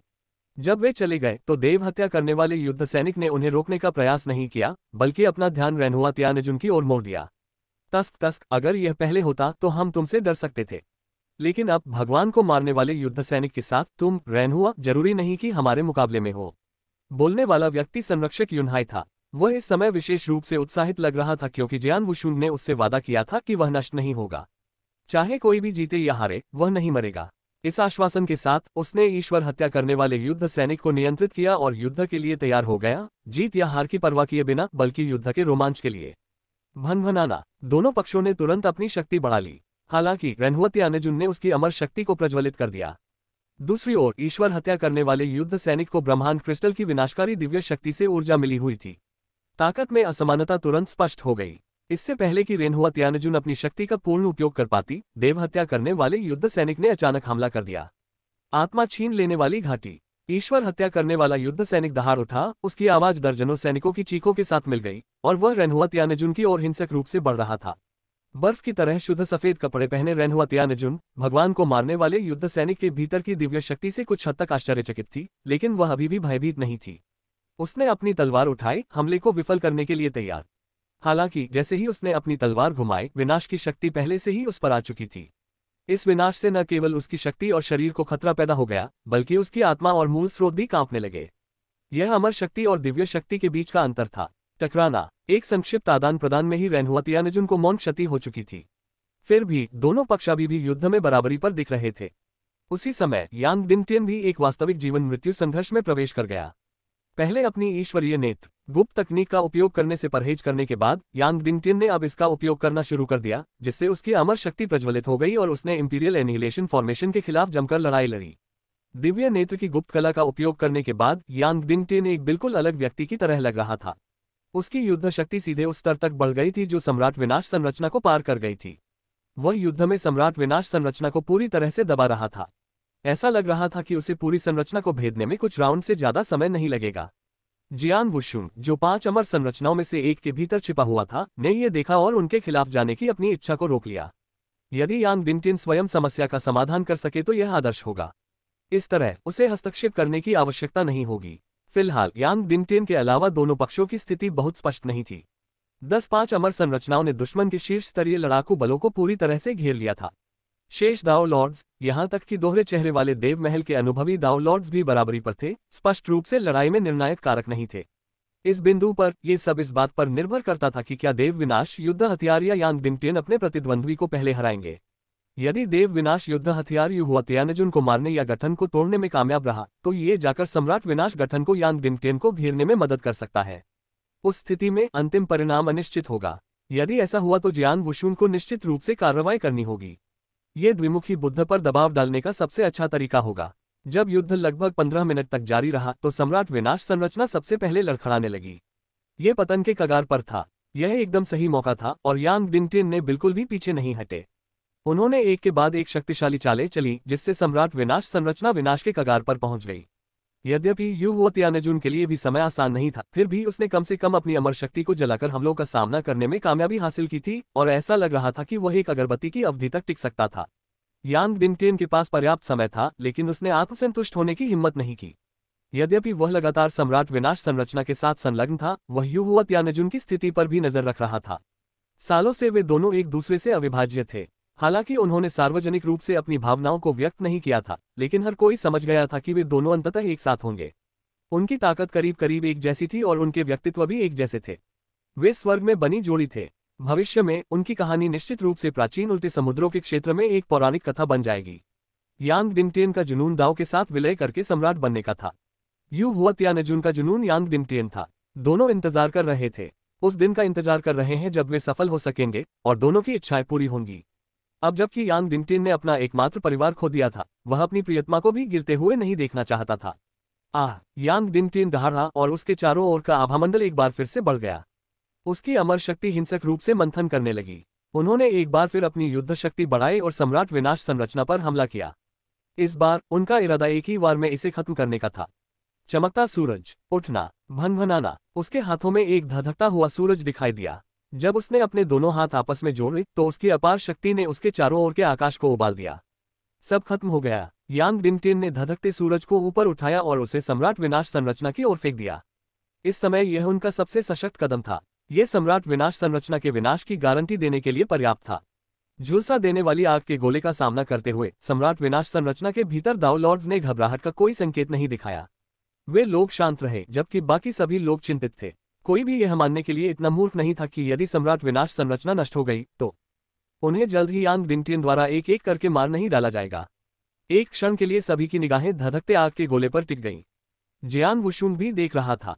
उसके दृष्टिकोण से ये हमला निश्चित रूप से सम्राट विनाश संरचना को कुचल देगा। लेकिन अगर दुश्मन के पास कोई छिपा हुआ कार्ड हो तो चीजें बदल सकती हैं। दोहरे चेहरे वाले बुद्ध ने किसी दूसरी दुनिया के रहस्यमय विशेषज्ञ से खजाना हासिल किया था। ऐसे शक्तिशाली खजाने और तुरुप के पत्ते संभवतः इन संरचनाओं तक सीमित नहीं हो सकते। इसमें कुछ और भी होना चाहिए था, अन्यथा शायद वे इस पर्वतीय द्वार को पूरी तरह त्यागने की योजना बना रहे थे। क्या वे स्वर्ण सिकादा द्वारा अपना कवच उतार देने की तकनीक का उपयोग कर मृत्यु का नाटक कर भागने का प्रयास कर रहे हैं? यदि ऐसा होता तो जियान वुशुन को हस्तक्षेप करने की आवश्यकता होती, ताकि दोहरे चेहरे वाले बुद्ध को यांग बिनटिन को रोकने में मदद मिल सके और फिर उसे नियंत्रित करने का कोई रास्ता ढूंढा जा सके। इस तरह की घटनाओं से बहुत अधिक समय बर्बाद होगा। ये वह परिदृश्य नहीं था जिसे जियान वुशुन देखना चाहता था। अपने हृदय में वह चुपचाप सम्राट विनाश संरचना के पक्ष में था। अब अपना तुरुप का पत्ता दिखाने का समय आ गया है ना? हर कोई इंतजार कर रहा था। यह देखने के लिए प्रतीक्षा की जा रही है कि सूर्य के विस्फोट के बाद सम्राट विनाश संरचना जीवित रहेगी या नहीं। आसमान से तपती हुई धूप सीधे सम्राट विनाश संरचना पर पड़ी। धमाका, एक गगनभेदी ध्वनि गूंजी जिससे संपूर्ण द्विमुखी देव पर्वत कांप उठा। प्रचंड सूर्य की लपटें उनके रास्ते में आने वाली हर चीज को भस्म कर रही थीं। इंपीरियल एनिहिलेशन फॉर्मेशन अभी भी आग के समुद्र के भीतर खड़ा था। इस समय द्विमुखी बुद्ध के गुट के बलवानों ने राहत की सांस ली। जियान वुशुन भी शांत हो गया। अब उसे संतुलन की आवश्यकता थी और फिर वह दोनों पक्षों पर दबाव डालेगा। उन्हें यांग बिनटिन की ओर से ज्यादा उम्मीद नहीं थी, लेकिन दोहरे चेहरे वाले बुद्ध की ओर से उन्हें थोड़ा और अधिक लाने की जरूरत थी। तभी वह द्विमुखी बुद्ध के संकल्प का अंदाजा लगा सकता था। वह अपने प्रतिद्वंद्वी से भी किसी दोष की प्रतीक्षा कर रहा था। वह देखना चाहता था कि क्या द्विमुखी पर्वत पर मौजूद शरीर द्विमुखी बुद्ध का वास्तविक रूप है। यदि वह इसकी जांच नहीं कर सकता तो वह मामले को तूल देने के लिए जल्दबाजी में कोई कदम नहीं उठाएगा। इंपीरियल एनिहिलेशन फॉर्मेशन के भीतर 9 महान दाओ मास्टर्स ने एक साथ अपनी आंखें बंद कर लीं। उनके शरीर से एक भयानक आभा उठी। अन्य लोग नहीं बता सके, लेकिन जियान वुशुन देख सकता था कि इंपीरियल एनिहिलेशन फॉर्मेशन का मूल प्रतिस्थापित किया गया था। इसे उसी शक्ति से प्रतिस्थापित कर दिया गया था जो कि अग्निशमन करने वाले देव युद्ध हथियार में थी। वह दैवी शक्ति थी। इसके अंदर एक ब्रह्मांड क्रिस्टल था जिसमें ब्रह्मांड की शक्ति समाहित थी। ये किसी दिव्य शरीर से निकली शुद्ध दिव्य शक्ति नहीं थी। इसमें अंतर था। दिव्य शरीर से दिव्य शक्ति एक सम्राट से आती थी। यहां तक कि स्वर्ग को नकारने वाला दाओ मास्टर भी इसे समझ सकता था। फिर एक ब्रह्मांड गुरु की दिव्य शक्ति थी जो ब्रह्मांड के मूल स्रोत से आई थी। मूल स्रोत और दिव्य शक्ति एक साथ मिलकर सामान्य दिव्य शक्ति से कहीं अधिक शक्तिशाली हो जाती है। सरल शब्दों में कहें तो दैवीय शक्ति को साधारण ब्रह्मांड स्तर, अंतरिक्ष समय स्तर और तारों भरे आकाश स्तर में विभाजित किया गया था। जियान वुशुन पहले ही इस स्थिति से गुजर चुका था, यहां तक कि उसने अव्यवस्था की शक्ति में भी महारत हासिल कर ली थी। वह शक्ति तारों भरे आकाश से भी परे थी। हालांकि ये शक्ति बहुत अधिक ऊर्जा खपत करती थी और अपने चरम पर इसका उपयोग करना उसके लिए उपयुक्त नहीं था। आमतौर पर वह अभी भी ब्रह्मांड स्तर की दिव्य शक्ति का उपयोग करता था। अधिकांश ब्रह्मांड देवताओं ने भी ऐसा ही किया क्योंकि ब्रह्मांड स्तरीय दिव्य शक्ति का प्रयोग करना सरल और नियंत्रित करने में आसान था। जब तक कि अंतरिक्ष समय स्तर की गुप्त तकनीक का उपयोग न किया जाए, जैसे कि जियान वुशुन का शाश्वत प्राचीन परिवर्तन, एक तारों वाले आकाश स्तर की गुप्त तकनीक, इसके लिए तारों वाले आकाश की शक्ति की आवश्यकता होती है। यहां तक कि अराजकता की शक्ति भी काम कर रही थी। बेशक ये रियल्म गॉड महाद्वीप पर था। तारों वाले आकाश में सबसे शक्तिशाली प्राणी अभी भी तारों वाले आकाश की शक्ति का उपयोग करते थे। ये स्थान पर भी निर्भर करता था और यह उनके क्षेत्र से भी संबंधित था। यदि समय स्थान ईश्वर समय और स्थान की शक्ति का उपयोग न करे, बल्कि इसके स्थान पर ब्रह्मांड ईश्वर की दिव्य शक्ति का उपयोग करे, तो ये सचमुच मनोरंजक होगा। ठीक अब की तरह इंपीरियल एनिहिलेशन फॉर्मेशन, जिसमें एक दाओ भगवान की लड़ाकू शक्ति थी, ने अमरता की सबसे सरल शक्ति को त्याग दिया और इसके बजाय ब्रह्मांड की दिव्य शक्ति का उपयोग किया। ये शक्ति सामान्य दैवीय शक्ति से कहीं अधिक हिंसक थी। देव हत्या करने वाला युद्ध हथियार बहुत लंबे समय से लड़ रहा था, केवल थोड़ी सी शक्ति का उपयोग करते हुए। फिर भी इसने युहुआ स्वर्गीय भगवान को पूरी तरह से रक्षात्मक स्थिति में रहने के लिए मजबूर कर दिया था। मुख्य मुद्दा यह था कि ईश्वर हत्या करने वाले युद्ध हथियार को पूरी तरह से नियंत्रित नहीं किया गया था। उन्होंने कठपुतली की गुप्त तकनीकों का अध्ययन भी नहीं किया था, उनका उपयोग करना तो दूर की बात थी। कठपुतली के भीतर मौजूद दिव्य शक्ति का उपयोग करके ही उन्होंने पहले ही इतनी शक्तिशाली शक्ति को मुक्त कर दिया था। जियान वुशुन के आकलन के अनुसार ईश्वर संहारक युद्ध अस्त्र को पूर्ण रूप से नियंत्रित करने के लिए कम से कम एक सम्राट की आवश्यकता होगी जो दैवीय शक्ति का स्वतंत्र रूप से उपयोग कर सके, तथा बड़ी संख्या में दाओ लॉर्ड्स की आवश्यकता होगी, संभवतः कम से कम 1000। केवल तभी देव संहारक युद्ध अस्त्र की अधिकतम युद्ध शक्ति को उन्मुक्त किया जा सकता था, जो कम से कम 50,000 दिव्य इकाइयों की शक्ति तक पहुंच सकती थी। जियान वुशुन ने हथियार के अंदर मौजूद ब्रह्मांडीय क्रिस्टल के आधार पर यह अनुमान लगाया था। वह आमतौर पर कठपुतलियां नहीं बनाता था, लेकिन किशिन मंदिर में जुवानवु हॉल कठपुतली बनाने में माहिर था, जो भविष्य के विद्रोहों की तैयारी करता था। दुर्भाग्य से उन्हें कभी युद्ध में उतरने का मौका नहीं मिला। उन कठपुतलियों को भी जटिल रूप से डिजाइन किया गया था तथा उनकी शक्ति का स्तर ईश्वर हत्या करने वाले युद्ध हथियार के बराबर था। शिल्प कौशल का ये स्तर केवल यूनिवर्स मास्टर स्तर के गुटों द्वारा बड़े पैमाने पर उत्पादन करके ही प्राप्त किया जा सकता है। इसका मूल्य इंपीरियल एनिहिलेशन फॉर्मेशन से कहीं अधिक था। इस समय इंपीरियल एनिहिलेशन फॉर्मेशन ने दिव्य शक्ति को जलाना शुरू कर दिया था। हिंसक बल ने फॉर्मेशन की संरचना को ही खतरे में डाल दिया था। स्पष्ट रूप से दिव्य शक्ति का उपयोग फॉर्मेशन पर दबाव डाल रहा था। हालांकि जब तक वह यांग डिंगटिन को हरा सकता था, तब तक यह एक छोटी सी कीमत थी। जब तक संरचना पूरी तरह से ढह नहीं जाती, तब तक ये पर्याप्त था। तो यह आपका तुरुप का पत्ता है। जियान वुशुन को थोड़ी निराशा हुई। आखिरकार यह कोई नई बात नहीं थी। वह ये भी देख सकता था कि जब यांग डिंगटिन ने दिव्य शक्ति को महसूस किया तो उसके भीतर एक रहस्यमयी शक्ति उमड़ पड़ी थी। ये भी दैवी शक्ति थी। आगामी लड़ाई अधिक दिलचस्प होगी। शाही विनाश संरचना का पुनर्जन्म हुआ। अब उसे दैवीय शक्ति प्राप्त हो गई थी और उसकी युद्ध शक्ति तुरंत ही यांग डिंगटिन से आगे निकल गई थी। युद्ध की स्थिति एक क्षण में पलट गई। यांग डिंगटिन को इंपीरियल एनिहिलेशन फॉर्मेशन द्वारा युद्ध के मैदान से बाहर कर दिया गया था और दोनों पक्षों के बीच दूर के दलदल में भयंकर संघर्ष हुआ। यांग डिंगटिन की अमर शक्ति दिव्य शक्ति के सामने एक बच्चे के खिलौने की तरह थी, जिससे वह पूरी तरह से रक्षाहीन हो गया। मुख्य युद्ध के मैदान पर देव हत्या करने वाला युद्ध हथियार युहुआ स्वर्गीय भगवान को खत्म करने वाला था और स्थिति बेहद अनुकूल दिख रही थी। उस क्षण गठबंधन सेनाओं ने लड़ने की इच्छा खो दी। आखिरकार वे कोई एक ताकत नहीं थे, बल्कि वे लोग मिलकर द्विमुखी बुद्ध को गिराने और व्यक्तिगत लाभ उठाने के लिए एकत्रित हुए थे। बेशक इसके पीछे कई छिपे हुए उद्देश्य थे जो अज्ञात रहे। अब जब स्थिति उनके विरुद्ध हो गई तो कई लोग डगमगाने लगे। उनके नेता यांग दिंगटियन के पराजित होने तथा स्वर्गीय भगवान यू हुआ के हार के कगार पर होने के कारण 5 अमर संरचनाओं के साथ मिलकर ईश्वर संहारक युद्ध अस्त्र शीघ्र ही उन्हें परास्त कर देगा। स्थिति बहुत खराब हो गई थी। इस समय उन्हें या तो यह उम्मीद करनी थी कि यांग दिंगटियन एक हताश जवाबी हमला करेगा और उन्हें पीछे हटने के लिए प्रेरित करेगा, या फिर जियान वुशुन को खुद ही कार्रवाई करनी होगी। हालांकि जियान वुशुन ने मंदिर में जो विचार शक्ति छोड़ी थी, उसने अभी भी पूरी तरह से जांच नहीं की थी कि वहां उपस्थित 2 मुखी बुद्ध असली शरीर थे या केवल एक क्लोन। कुछ समय के लिए दबाव उन पर पड़ा। यह नहीं चलेगा, संकोच करने का कोई समय नहीं है। अगर मैं अभी कार्रवाई नहीं करता और यू हुआ हेवनली लॉर्ड मर जाता है तो गठबंधन लगभग निश्चित रूप से टूट जाएगा। जियान वुशुन ने सोचा कि क्या अभी कदम उठाना चाहिए। यदि वह ऐसा करता तो वह बहुत अधिक शक्ति का प्रयोग नहीं करता, लेकिन यह उसके प्रतिद्वंद्वी को पराजित करने के लिए पर्याप्त होता। उसका लक्ष्य ऊंट की पीठ तोड़ने वाला तिनका बनना था, ताकि यह सुनिश्चित हो सके कि द्विमुखी बुद्ध भाग न सके। कौन जानता था कि जुड़वा चेहरे वाले बुद्ध के पास क्या क्या तरकीबें छिपी थीं। अगर यह भीड़ को भ्रमित करने वाला एकमात्र क्लोन था तो जियान वुशुन को भारी नुकसान उठाना पड़ेगा। अपनी वर्तमान ताकत के बल पर इन सभी लोगों को हराना उसके लिए कोई समस्या नहीं थी, लेकिन उन्हें जीवित पकड़ना और उनमें से प्रत्येक की आत्मा की खोज करना एक कठिन काम था। अन्यथा उसे इंतजार करने के लिए इतनी परेशानी नहीं उठानी पड़ती। समस्या ये थी कि उन्होंने अभी तक मूल स्रोत पर महारत हासिल नहीं की थी। उसके पास केवल अपने पिछले मूल स्रोत तक ही पहुंच थी और उसने इसे बढ़ाने के लिए किसी भी खजाने का उपयोग नहीं किया था। उसकी युद्ध शक्ति मुख्य रूप से उसके भौतिक शरीर से आती थी। इस प्रकार की शक्ति बहुत अपरिष्कृत थी और उसकी कई गुप्त तकनीकों का उपयोग नहीं किया जा सकता था। हाथ से हाथ की लड़ाई के लिए विशुद्ध शारीरिक शक्ति उपयोगी थी, लेकिन विभिन्न गुप्त तकनीकों का उपयोग करना कहीं अधिक कठिन था। क्या करें, रुको या नहीं? जियान वुशुन हिचकिचाया। यह एक उत्कृष्ट अवसर था। यदि वह एक ब्रह्मांडीय नाव प्राप्त कर सके तो वह विभिन्न दुनियाओं का पता लगा सकता है और शायद एक नए मूल स्रोत को भी तोड़कर उस पर महारत हासिल कर सकता है। यद्यपि वह नाव के बिना भी यात्रा कर सकता था, लेकिन उसकी गति बहुत धीमी होती तथा यात्रा खतरों से भरी होती। एक ब्रह्मांडीय नाव उसके लिए महत्वपूर्ण थी। अगर वह अपनी चरम शक्ति पर वापस लौट जाता तो उसे इस तरह के खजाने की भी परवाह नहीं होती। लेकिन अब अपने वर्तमान क्षेत्र में एक ब्रह्मांडीय नाव प्राप्त करने से उसे नई ऊंचाइयों तक पहुंचने की अनुमति मिल जाएगी। इसके बिना वह प्राचीन क्षेत्र में भटकते हुए अपना लंबा समय बर्बाद कर देगा। जब वह अभी भी हिचकिचा रहा था, यू हुआ स्वर्गीय भगवान, जो भगवान हत्या करने वाले युद्ध हथियार के साथ युद्ध में उलझा हुआ था, पूरी तरह से पराजित हो गया। उसकी अमर शक्ति आधी जल गई थी, लेकिन वह अंततः गिर गया। अपनी अंतिम शक्ति का प्रयोग करते हुए उसने एक रक्त कवच तैयार किया। जियान वुशुन ने यह मान लिया था कि वह भागने की कोशिश कर रहा है, लेकिन उसके आश्चर्य के लिए यू हुआ स्वर्गीय भगवान ने इंपीरियल एनिहिलेशन फॉर्मेशन पर हमला करने के लिए अपनी आखिरी ताकत का उपयोग करने का फैसला किया।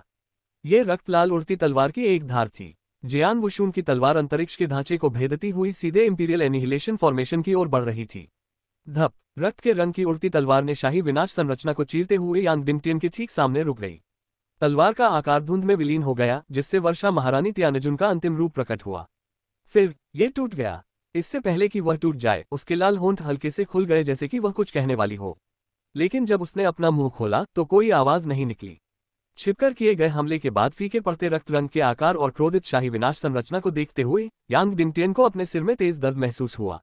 असहनीय एहसास उसके पूरे शरीर में फैल गया और वह गुस्सा जो उसने इतने लंबे समय से दबा रखा था, आखिरकार फूट पड़ा। नहीं, उसकी हृदय विदारक दहाड़ ने आकाश को हिलाकर रख दिया तथा संसार के सारे रंग उड़ा दिए। उसका छोटा भाई ट्विन फेस्ड देवता महल में मर गया था और वह बदला लेने आया था। उसकी प्रेमिका ने सब कुछ दांव पर लगा दिया था, सभी को ट्विन फेस्ड गॉड माउंटेन को नष्ट करने के लिए इकट्ठा किया था। लेकिन युद्ध के 1 घंटे के भीतर ही वर्षा महारानी त्यानजुन उसकी आंखों के सामने गिर गई। उसके दिल में पश्चाताप और अनिच्छा उमड़ पड़ी, भावनाओं का तूफान उमड़ पड़ा। यांग दिंगटियन की नजर बदल गई। परिवर्तन एक क्षण में हुआ, लेकिन इसकी तैयारी काफी समय से चल रही थी। केवल उसकी दृष्टि ही नहीं बदली, बल्कि उसकी शक्ति भी बदल गई। उसके अंदर एक सुनहरा फल टूट गया और फल से ऊर्जा उसके शरीर में भर गई। यांग दिंगटियन ने अपने बालों की टाई को फाड़ दिया, जिससे उसके लंबे बाल बेतहाशा बहने लगे। अपने मुंह के कोने से खून पोंछते हुए उसने आसमान से नीचे तैरते हुए खून से लाल रेशम का एक धागा पकड़ा। उसने खून के रंग के रेशम को सावधानी से पकड़ा और उसे अपने माथे पर बांध लिया। उस क्षण उसके चारों ओर का आभामंडल अनियंत्रित रूप से बढ़ गया। इस अपार शक्ति ने वहां उपस्थित सभी लोगों को आश्चर्यचकित कर दिया। यहां तक कि मंदिर में लंबे समय से सो रहे द्विमुखी बुद्ध ने भी अपनी आंखें खोल दी। स्वर्ण सूर्य फल, दोहरे चेहरे वाले बुद्ध की अभिव्यक्ति जम गई। उसके भीतर एक प्रकार का सदमा सा उठ रहा था। उसके पास वास्तव में स्वर्णिम सूर्य फल है। ऐसा लगता है कि उसे कुछ सौभाग्यपूर्ण मुठभेड़ें मिली हैं, लेकिन यह मेरे लिए मुसीबत बन सकती है। उसने हल्की सांस छोड़ते हुए हाथ उठाकर इशारा किया। उसके सामने 3 चांदी की कठपुतलियां प्रकट हुई। जिस क्षण ये तीनों कठपुतलियां उभरी, उन्हें ऐसा लगा जैसे उनमें चेतना आ गई हो। नमस्कार गुरुजी। 3 चांदी की कठपुतलियां देव हत्या करने वाले युद्ध सैनिकों जैसी थीं, लेकिन कहीं अधिक शक्तिशाली थीं। इसके अलावा इन कठपुतलियों के भीतर एक टूटी हुई, बची हुई आत्मा थी। वे सामान्य कठपुतलियों की तरह नहीं थे, जिन्हें जाली तरीके से बनाया गया था। इसके बजाय वे किसी बलि के राक्षस की तरह लग रहे थे, आधे इंसान आधे कठपुतली। मैं तुम तीनों का इस्तेमाल नहीं करना चाहता था, लेकिन बाहर जो उपद्रवी आदमी है उससे निपटना होगा। उसे जल्दी से पकड़ लो। लंबी लड़ाई में शामिल मत हो और उसकी शक्ति को खत्म मत करो। तीनों रजत कठपुतलियों ने एक साथ अपना सिर नीचे किया। समझ गया। इसके साथ ही वे गुफा से बाहर निकलती हुई प्रकाश की किरणों में परिवर्तित हो गईं। इस स्थान पर टिकी जियान वुशुन की विचार शक्ति को जुड़वा चेहरे वाले बुद्ध की आंखों में एक चौंकाने वाले रहस्य की झलक मिली। दिलचस्प। बाहर यांग दिनटेन के अचानक विस्फोट ने युहुआ तियानजुन के पतन से उत्पन्न उदास माहौल को बचाने में कामयाबी हासिल की। उस समय जवाबी हमले का बिगुल बजा। हमले का नेतृत्व करते हुए यांग दिनटेन ने एक हाथ से शाही विनाश संरचना को चीर दिया और सीधे भगवान हत्या करने वाले युद्ध कठपुतली की ओर बढ़ गया। संरक्षक युनहाई को अपने दिल में डूबने जैसा एहसास हुआ। वह लगभग मदद के लिए चिल्लाने लगा। एक ही हाथ से यांग दिनटेन ने पहले से ही घायल शाही विनाश संरचना को टुकड़े टुकड़े कर दिया। उसकी भयानक ताकत आसानी से सिर्फ 2 चालों में भगवान हत्या करने वाली युद्ध कठपुतली को नष्ट कर सकती थी। हालांकि पूर्ण विनाश असंभव हो सकता है, लेकिन अंदर के साधकों को चकनाचूर करना एक आसान काम था। भागो। यांग दिनटेन रहा, चलो देखते हैं तुम कहां भागोगे। भगवान को मारने वाली युद्ध कठपुतली ने यांग दिनटेन की धमकियों को पूरी तरह से नजरअंदाज करते हुए जुड़वा चेहरे वाले दिव्य पर्वत की ओर हमला किया। कठपुतली के अंदर संरक्षक युनहाई घबराहट की कगार पर था। युनहाई, तुम क्या कर रहे हो? नीले बालों वाला एक युवक, जो 4 महान संरक्षकों में से एक था, ने तिरस्कारपूर्वक पूछा। भले ही हम जीत न पाए, लेकिन तुम्हें इस तरह भागने की जरूरत नहीं है। क्या तुम्हें महल के मालिक की सजा का डर नहीं है? गाजियन युनहाई ने गाजियन क्यूफेन की तरह ही उस पर कोई ध्यान नहीं दिया। उन्हें जियान वुशुन का संरक्षण प्राप्त था और अब वे ट्विन फेस डिवाइन माउंटेन पर रहने का कोई इरादा नहीं रखते थे। अब भविष्य के परिणामों की परवाह कौन करता है? खतरे से भागना ही एकमात्र समझदारी भरा कदम था। आखिरकार ये जियान वुशुन ही था जिसने युहुआ तियानजुन को मारने का भयानक विचार सोचा था। स्वाभाविक रूप से अब भागने का समय आ गया था। जियान वुशुन ने गाजियन युनहाई को यांग दिनटेन को भड़काने के लिए युहुआ तियानजुन को मारने का निर्देश दिया था। अन्यथा यांग दिनटेन छिपना जारी रखता, जिससे जियान वुशुन निष्क्रिय स्थिति में रहता। अब जब सभी कार्ड टेबल पर थे, तो जियान वुशुन सबसे बड़ा विजेता बनकर उभरा। उसने ट्विन फेस्ड बुद्ध के रहस्य को उजागर कर दिया था। अब जल्दी करने की कोई जरूरत नहीं थी। जल्द ही जियान वुशुन यांग दिनटेन की मदद से ट्विन फेस्ड डिवाइन माउंटेन को समतल करेगा और सीधे ट्विन फेस्ड बुद्ध का सामना करेगा। तब तक थोड़ा दबाव डाला जा सकता था और जियान वुशुन को अब बुद्ध के भागने की चिंता नहीं थी। अगर ट्विन फेस्ड बुद्ध भाग सकते थे, तो वे बहुत पहले ही भाग गए होते। अब बुद्ध अभी भी पहाड़ की रक्षा कर रहे थे और यांग दिनटेन का विरोध करने के लिए लगातार तुरुप के पत्तों का इस्तेमाल कर रहे थे। ये स्पष्ट था कि कोई बच नहीं सकता था। हालांकि ट्विन फेस्ड बुद्ध के पास अभी भी कई तरकीबें छिपी हुई थीं। जियान वुशुन की नज़र में ये बुद्ध अब सिर्फ एक साधारण दाव भगवान नहीं था। सब कुछ अगली चाल पर निर्भर करता था। भगवान हत्या करने वाला युद्ध कठपुतली भाग रहा था और यांग दिनटेन उसका पीछा कर रहा था। उस समय प्रकाश की 3 किरणें युद्ध के मैदान में शामिल हो गईं। सुदृढ़ीकरण को देखकर भगवान हत्या करने वाले युद्ध कठपुतली ने राहत की सांस ली। शुरू में उसने जियान वुशुन से मदद मांगी थी, लेकिन जियान वुशुन ने कहा था कि ट्विन फेस्ड बुद्ध के पास खेलने के लिए और भी कार्ड है। संरक्षक युनहाई लगभग पागल हो गया था, ये सोचकर कि जियान वुशुन उसे धोखा दे रहा है, लेकिन अप्रत्याशित रूप से बैकअप वास्तव में आ गया था। 3 चांदी की कठपुतलियां दिखाई दी। उनका स्वरूप भगवान हत्या करने वाली युद्ध कठपुतली के समान था, संभवतः उसी श्रृंखला से। हालांकि उनकी शक्ति का स्तर भिन्न था। भगवान हत्या करने वाली युद्ध कठपुतली पूरी तरह से काली थी और अविश्वसनीय रूप से टिकाऊ थी। सामग्री और ताकत के मामले में चांदी की कठपुतलियां बहुत कम शक्तिशाली थीं। आखिरकार भगवान हत्या करने वाली युद्ध कठपुतली को जीवन बलिदान अनुष्ठान के माध्यम से गढ़ा गया था, जिससे इसकी शक्ति अतुलनीय हो गई। हालांकि भगवान हत्या करने वाली युद्ध कठपुतली ने अपनी वास्तविक शक्ति का 1% भी उपयोग नहीं किया था। यही कारण है कि यह अब इतना खराब प्रदर्शन कर रही थी। भगवान हत्या करने वाली युद्ध कठपुतली को एक दाव भगवान द्वारा पीछा करते हुए देखकर तीनों चांदी की कठपुतलियों के चेहरे काले पड़ गए। भगवान हत्या करने वाली युद्ध कठपुतली को ऐसे बेकार व्यक्ति को कैसे सौंप सकते हैं? उनमें से एक ने बड़बड़ाया, मुझे नहीं पता। दूसरे ने जवाब दिया, ये भगवान को मारने वाली युद्ध कठपुतली का अपमान है। इसकी शक्ति भगवान आंख कबीले के ग्रैंड मास्टर को मारने के लिए पर्याप्त होनी चाहिए। हालांकि उन्होंने शिकायत की, फिर भी 3 चांदी की कठपुतलियों ने यांग दिनटेन को रोक दिया। चांदी की कठपुतलियों के अचानक प्रकट होने का सामना करते हुए यांग दिनटेन ने कोई हिचकिचाहट नहीं दिखाई। जो कोई भी उसके रास्ते में खड़ा था, उसे पराजित किया जाना था या मार दिया जाना था। मेरे रास्ते से हट जाओ। यांग डिंगटिन दहाड़ते हुए बोला, अपनी मुट्ठी भींचकर मुक्का मारा, लेकिन 3 चांदी की कठपुतलियों ने आसानी से वार को पकड़ लिया। उसकी दिव्य शक्ति लगभग 5000 तक पहुंच गई है। प्रभावशाली चांदी की कठपुतलियों में से एक ने शांति से टिप्पणी की। प्रत्येक चांदी की कठपुतली के पास अपने चरम पर कम से कम 10,000 इकाइयों की दिव्य शक्ति थी। हालांकि अपनी शक्ति को फिर से भरने के बिना वर्षों के बाद उनकी ताकत में काफी गिरावट आई थी और अब वे केवल आधे से भी कम शक्तिशाली थे। फिर भी यांग डिंगटिन को पकड़ना कोई मुश्किल काम नहीं था। चांदी की कठपुतलियों की रक्षा सर्वोच्च खजाने के समान थी। उन्हें किसी अतिरिक्त हथियार या तकनीक की आवश्यकता नहीं थी, वे युद्ध के लिए केवल अपनी जन्मजात दिव्य शक्ति पर निर्भर थे। अब 3 चांदी की कठपुतलियों ने यांग डिंगटिन को घेर लिया और यद्यपि उसकी दिव्य शक्ति भयानक थी, यांग डिंगटिन अपनी अस्थिर मानसिक स्थिति के साथ उनके खिलाफ संघर्ष कर रहा था। ईश्वर विनाशकारी युद्ध सैनिकों के खतरे के बिना उन्होंने शुरू में दूसरों की सहायता करने की योजना बनाई, लेकिन जियान वुशुंग ने उन्हें रोक दिया और उन्हें पीछे खड़े होकर दूर से देखने के लिए कहा। जियान वुशुंग अपना कदम उठाने ही वाला था। मुख्य युद्ध क्षेत्र में 10 महान अमर संरचनाओं ने 10 शीर्ष दाव लॉर्ड्स के साथ भयंकर संघर्ष किया, जिसमें कोई भी पक्ष ऊपरी हाथ हासिल करने में सक्षम नहीं था।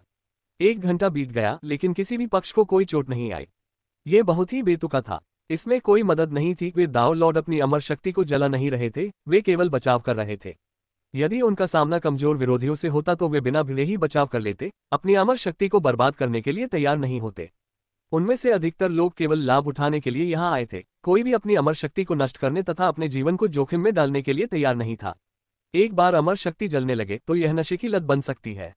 यदि इसका आधा से अधिक हिस्सा पी लिया जाए तो यह आसानी से उनके मूल स्रोत की नींव को नुकसान पहुंचा सकता है और भविष्य में सामंजस्य स्थापित करना असंभव हो जाएगा। यद्यपि वे ईश्वरीय नेत्र के मार्ग पर चलते थे और उसे जलाने से डरते नहीं थे, फिर भी उन्होंने अपने मूल स्रोत की रक्षा करने का बहुत ध्यान रखा। आखिरकार सम्राट बनने का यही एकमात्र रास्ता था। सबसे कमजोर सम्राट भी सम्राट ही था। यद्यपि पवित्र भूमि के सम्राट शक्तिशाली थे, इतने वर्षों के बाद कुल मिलाकर केवल 4 सम्राट ही बचे थे। उनकी शक्ति अपार थी, लेकिन सामंजस्य स्थापित करने की संभावनाएं हास्यास्पद रूप से कम थीं। अधिकाधिक दाव लॉर्ड्स ऐसे खतरनाक रास्ते पर चलने के लिए तैयार नहीं थे जिसका अंत कड़वा हो। पवित्र भूमि की ताओवादी परंपरा का पतन निकट था, यद्यपि इसे पूरी तरह से समाप्त नहीं किया जा सका। भले ही यह मुख्यधारा में न आया हो, फिर भी यह एक अनूठा मार्ग बना रहेगा, एक ऐसा मार्ग जो परम मार्ग से तुलनीय है। इसके अलावा परम मार्ग की तुलना में ईश्वरीय नेत्रगुप्त तकनीक काफी अच्छी थी। यह अल्टीमेट वे जितना कठिन नहीं था, फिर भी इसकी लड़ाकू शक्ति लगभग बराबर थी। इसका एकमात्र दोष ये था कि इसकी ऊपरी सीमा अल्टीमेट वे जितनी ऊंची नहीं थी। इन दाव लॉर्ड्स की मानसिकता पूरे प्राचीन डोमेन की वास्तविकता को प्रतिबिंबित करती थी। इस समय वे सभी एक साथ जुड़वां चेहरे वाले भगवान पर्वत पर हमला कर रहे थे, पवित्र भूमि के चेहरे के लिए कोई सम्मान नहीं दिखा रहे थे। ये बहुत कुछ कहता है। यहाँ तक कि तियानतान का नगर स्वामी, जो पवित्र भूमि से था, भी ऐसा ही था। कोई कल्पना कर सकता है कि पवित्र भूमि पहले से ही आंतरिक रूप से अस्थिर थी। किसी गुट के विकास के लिए एक मजबूत कोर की आवश्यकता होती है। शीर्ष सत्ताधारियों की ताकत का क्या उपयोग है यदि वह हमारी अपनी न हो। वर्तमान में पवित्र भूमि की मुख्य शक्ति अभी भी दाव लॉर्ड्स थी, जबकि प्राचीन दरबार में सम्राटों को अब शीर्ष युद्ध शक्ति नहीं माना जाता था। शीर्ष युद्ध शक्ति प्राचीन दरबार के भगवान थे, जबकि अन्य सम्राट मुख्य शक्ति का हिस्सा बन गए थे। कौन सम्राट नहीं बनना चाहेगा? ट्विन फेस्ड गॉड माउंटेन की यह घेराबंदी एक स्पष्ट रवैया था, यहाँ तक कि एक मौका था कि कुछ लोग इसे दलबदल के अवसर के रूप में उपयोग कर रहे थे। वे ये जोखिम उठाने के लिए तैयार थे, इसका कारण यही था। आखिरकार ये वर्षापार स्वर्गीय भगवान का विचार था, लेकिन अब जब वह गिर गया था तो कई लोगों ने आह भरी और लड़ने की उनकी इच्छा कम हो गई। यांग डिंगटिन की अपार ताकत के बावजूद जब मित्र देशों की सेनाओं के दाव लॉर्ड्स अपने संकल्प में डगमगाने लगे तो ऊर्जा के एक शक्तिशाली उछाल ने अचानक उनमें पुनः जोश भर दिया, जिससे उनके मनोबल में भारी वृद्धि हुई। अचानक 5 अमर संरचना के भीतर एक आकृति ने अपना रूप बदल लिया। एक बूढ़े आदमी से एक युवा चेहरे में परिवर्तित हो गया। उसका शरीर भी बदल गया। तावीज तकनीक का उपयोग करने से वह तुरंत एक निर्णायक तलवार गठन में बदल गया। मारना, उसे एक शब्द से ही संपूर्ण युद्ध क्षेत्र में हत्या की भावना फैल गई। लेकिन ये 5 अमर संरचना थी श्वांगमियान दिव्य पर्वत की एक सेना, तो इसने गठबंधन सेना को क्यों उत्साहित किया? ऐसा इसलिए हुआ क्योंकि इस संरचना ने अचानक 800 झांग लंबी एक दिव्य तलवार निकाली और तुरंत ही पास की एक अन्य 5 अमर संरचना को चकनाचूर कर दिया। एक तलवार ने एक शीर्ष स्तरीय ताओवादी भगवान के बराबर संरचना को नष्ट कर दिया। ये हम में से एक है, गठबंधन सेना में से किसी ने चिल्लाकर कहा, और अन्य लोगों को तुरंत इसका एहसास हो गया। 5 अमर संरचनाओं में से एक कम होने से युद्ध की दिशा तेजी से बदल गई। श्वांगमियान दिव्य पर्वत की शक्तिशाली आकृतियां एक के बाद एक गिरने लगीं। शीर्ष स्तर के ताओवादी भगवान, जो जियान वुशुन द्वारा संचालित 5 अमर संरचनाओं से निपट रहे थे, अब अन्य ताओवादी भगवानों की सहायता करने लगे। जियान वुशुन ने भी ऐसा ही किया। हालांकि उसकी पहली तलवार का वार शक्तिशाली था, फिर भी उसने अपनी शक्ति को अपेक्षाकृत सामान्य स्तर पर बनाए रखा, जो कि रेंट्रो इम्मोर्टल के बराबर था, लेकिन एक साधारण 5 अमर संरचना से ज्यादा शक्तिशाली था। संरचनाओं के अंदर मौजूद सच्चे अमर लोग अब पूरी तरह से भ्रमित हो गए थे, बेकार हो गए थे। जियान वुशुन ने इन ताकतों को सफलतापूर्वक अपनी ओर मोड़ लिया था, हालांकि शायद उन्हें खुद भी नहीं पता था कि क्या हुआ था। जियान वुशुन का समझाने का कोई इरादा नहीं था। उसने गठबंधन सेना के एक दाववादी प्रभु के साथ मिलकर दूसरे दाववादी प्रभु को 5 अमर संरचनाओं से लड़ने में मदद की। प्रत्येक 5 अमर संरचना के टूटने पर सैकड़ों सच्चे अमर मारे गए। जो एक बार बराबरी की लड़ाई थी, वह कुछ ही सांसों के अंतराल में एक तरफा नरसंहार में बदल गई। यांग दिनटेन की ओर से उन्होंने इस परिवर्तन को नोटिस भी नहीं किया था, जबकि 3 चांदी की कठपुतलियां उदासीन रहीं। दोनों पक्षों में भीषण लड़ाई जारी रही। मूलतः श्वांगमियन बुद्ध का इरादा शीघ्र विजय प्राप्त करने का था, लेकिन युद्ध जितना लंबा चला, यह उतना ही कठिन होता गया। शुरुआत में यांग दिनटेन को दबाने से लेकर लड़ाई अब कुछ ही सांसों में बराबर हो गई थी। दूसरे शब्दों में, उन कुछ सांसों में यांग दिनटेन की दिव्य शक्ति काफी बढ़ गई थी। उसकी दिव्य शक्ति 6000 से अधिक हो गई है। यांग दिनटेन द्वारा पीछे धकेले जाने के बाद चांदी की कठपुतलियों में से एक ने आश्चर्य से कहा। वे अब उसे रोक नहीं सके। यह महसूस करते हुए कि कुछ गड़बड़ है, विध्वंसक युद्ध हथियार पीछे हटने लगे। उसी समय संरक्षक यूनहाई, जो विध्वंसक युद्ध हथियार को नियंत्रित कर रहा था, ने 5 अमर तलवार समूह को देखा, जो उनके खिलाफ हो गया था और अब अपने रास्ते में आने वाली हर चीज का वध कर रहा था। ये निश्चित रूप से जियान वुशुन का काम है। वह क्या कर रहा है? इस बिंदु पर संरक्षक क्वीफे, संरक्षक यूनहाई और जूहे पूर्वज सभी नुकसान में थे। जियान वुशुन युद्ध में एक विघटनकारी शक्ति की तरह दोनों पक्षों की मदद कर रहा था। वे समझ ही नहीं पाए कि जियान वुशुन के इरादे क्या थे। यदि वह दूसरी दुनिया के आक्रमणकारियों को निशाना बना रहा था, तो उसे श्वांगमियान बुद्ध पर हमला करना चाहिए था। लेकिन इसके बजाय जियान वुशुन ने उन्हें रेंट्रो लॉर्ड की हत्या करने के लिए प्रेरित किया, जिससे यांग दिनटेन की शक्ति में वृद्धि हुई। फिर यांग दिनटेन के विस्फोट के बाद जियान वुशुन ने श्वांगमियान दिव्य पर्वत के विशेषज्ञों को कुचलने के लिए 5 अमर संरचना का उपयोग किया। अन्य लोग शायद इसे न समझें, लेकिन वे तीनों निश्चित रूप से इसे समझ नहीं पाए। इस बारे में ज्यादा सोचना बंद करो। अब हम दोनों साथ हैं। हमने यांग दिनटेन के प्रेमी को मार डाला है और पैलेस मास्टर को धोखा दिया है। अगर हम जियान वुशुन का पूरे दिल से अनुसरण नहीं करते हैं, तो इस दुनिया में हमारा बचना नामुमकिन है। तीनों में से सबसे समझदार गार्डियन कीफेग ने टिप्पणी की। वह जानता था कि उनके पास इस रास्ते पर चलने के अलावा कोई विकल्प नहीं था। कम से कम जियान वुशुन श्वांगमियन बुद्ध की तरह निर्दयी तो नहीं था। उनके पास अभी भी बचने का मौका था। क्या आपको लगता है कि अगर हम अब पक्ष बदल लें, तो यांग दिनटेन हमें छोड़ देगा? जियान वुशुन से पूछो। अच्छा विचार। संरक्षक यूनहाई ने जियान वुशुन को एक मानसिक संदेश भेजा, जिसमें पूछा गया कि उनका अगला कदम क्या होना चाहिए। जियान वुशुन, जो गठबंधन सेना के दाववादी लॉर्ड्स के साथ बड़ी संतुष्टि के साथ लड़ रहा था, ने यूनहाई के सवाल का सीधा जवाब दिया, श्वांगमियान दिव्य पर्वत पर वापस लौट जाओ। श्वांगमियान बुद्ध अब एक कागजी शेर के अलावा कुछ नहीं है। चिंता मत करो, बस यांग दिनटेन के टूटने का इंतजार करो। समझ गया। पुष्टि प्राप्त करते हुए संरक्षक यूनहाई ने तुरंत विध्वंसक युद्ध हथियार को पीछे हटने के लिए नियंत्रित किया। श्वांगमियान बुद्ध, जो इस पूरे समय युद्ध देख रहे थे, ने अपनी भौं को थोड़ा सा सिकोड़ा। वह यूनहाई के कार्यों से आश्चर्यचकित नहीं था, इसलिए नहीं कि वह संरक्षक यूनहाई को समझता था, बल्कि इसलिए कि विध्वंसक युद्ध हथियार उस समय उपयोगी नहीं था। अगर यांग दिनटेन किसी तरह से इस पर अपना हाथ रख लेता तो परिणाम भयावह होते। आखिरकार विध्वंसक युद्ध हथियार को किसी मास्टर की आवश्यकता नहीं थी। इसकी आंतरिक संरचना जटिल थी, फिर भी इसका संचालन सरल था। यदि यांग दिनटेन ने इसे अपने दम पर नियंत्रित किया, तो वह संभवतः एक सम्राट से प्रतिस्पर्धा कर सकता था। वर्तमान में यांग दिनटेन की युद्ध शक्ति एक सम्राट के स्तर से बहुत नीचे थी, यहां तक कि उनमें से सबसे कमजोर से भी मेल नहीं खाती थी। शीर्ष स्तर के दाओ लॉर्ड्स 4 महान संरक्षकों की तरह साधारण दाओ लॉर्ड्स की तुलना में एक पायदान अधिक शक्तिशाली थे। फिर वहां सर्वोच्च दाओ लॉर्ड्स थे, जैसे कि दादी इनहुआ, जो प्राचीन क्षेत्र के उलट समुद्रों के भीतर शीर्ष 20 में रैंक कर सकते थे। उनके ऊपर शिखर दाओ लॉर्ड्स थे। संपूर्ण प्राचीन उल्टे समुद्र क्षेत्र में केवल 3 ही थे। उनमें से एक स्वर्गीय भगवान युहुआ थे, जिनकी युद्ध शक्ति बमुश्किल एक शिखर दाओ भगवान के स्तर तक पहुंच पाई थी। अन्य 2 थे दो मुखी बुद्ध और यांग दिनटेन। वे दोनों ही शीर्षस्थ दाओ भगवान थे। इस समय यांग दिनटेन पहले से ही एक चरम दाओ भगवान के स्तर तक पहुंच गया था, और निरंतर विकास के साथ वह पूर्ण दाओ भगवान के स्तर के करीब पहुंच रहा था। पूर्ण स्तर से आगे एक विद्रोही दाओ भगवान था, जो सम्राट से लड़ने में सक्षम था। ऐसे दाओ भगवान पवित्र भूमि में भी दुर्लभ थे। उनमें से प्रत्येक के पास भयानक शक्ति थी। एक बार जब वे अपने दाव को सम्राट बनने के लिए मिला लेते हैं, तो वे प्राचीन दरबार के भगवान से प्रतिस्पर्धा कर सकते हैं। आगे बढ़ने के बाद वे प्राचीन दरबार के भगवान से आगे निकल जाएंगे और पवित्र भगवान के स्तर तक पहुंच जाएंगे। 2 चेहरे वाले बुद्ध ने स्थिति पर ध्यानपूर्वक विचार किया और उन्हें पता था कि बाहर के लोगों पर अब भरोसा नहीं किया जा सकता। इसलिए उन्होंने 3 चांदी की कठपुतलियों को वापस बुलाने का संदेश भेजा। उन्होंने भगवान को मारने वाले युद्ध के हथियार को भी वापस बुला लिया। इस चाल से अन्य लोग अचंभित रह गए। मैं तो अभी तक अंदर भी नहीं गया। 5 अमर संरचना के कुछ बचे हुए लोग कई दाव लॉर्ड्स के साथ स्तब्ध रह गए। महल के स्वामी को अब उनके जीवन की कोई परवाह नहीं थी। उन्होंने बिना किसी हिचकिचाहट के तुरंत आत्मसमर्पण कर दिया। यद्यपि 5 अमर संरचना के भीतर कुछ लोग आत्मसमर्पण करना चाहते थे, लेकिन संरचना को नियंत्रित करने वाले 9 चरण वाले सच्चे अमर लोग लंबे समय से दोमुखी बुद्ध के गुलाम थे। द्विमुखी बुद्ध की आज्ञा के बिना भी वे प्रतिरोध करते रहे, यद्यपि वे अपनी नियति जानते थे। अपनी जागरूकता के बावजूद वे नहीं रुके। यांग डिंगटियन संरचना के किनारे पर पहुंचे और एक ही मुक्के से उसे ध्वस्त कर दिया। प्रतिक्रिया में संरचना कांप उठी। संरचना की ताकत का परीक्षण करने के बाद यांग डिंगटियन को विश्वास था कि वह 10 मुखों के भीतर बाहरी संरचना को भेद सकता है। उन्होंने मुख्य युद्ध क्षेत्र की ओर देखा, जहां उनके अनुयायी और भाई अभी भी लड़ रहे थे। यद्यपि उनके हृदय में क्रोध भरा हुआ था, फिर भी उन्होंने सबसे पहले 5 अमर संरचनाओं से सभी प्रतिरोध को समाप्त करने में गठबंधन की सहायता की। जब उन्होंने अंततः सभी जीवित विशेषज्ञों को एकत्र किया और स्थिति का जायजा लिया, तो उनका दिल पसीज गया। उनके आधे से अधिक विश्वस्त अधीनस्थ मर चुके थे। अब केवल कुछ ही दाव लॉर्ड और 100 से भी कम सच्चे अमर बचे थे। सब लोग मुझे माफ कर दो, यांग डिंगटियन ने घुटने टेकने की तैयारी करते हुए कहा। यह देखकर अन्य लोग उसे रोकने के लिए आगे बढ़े।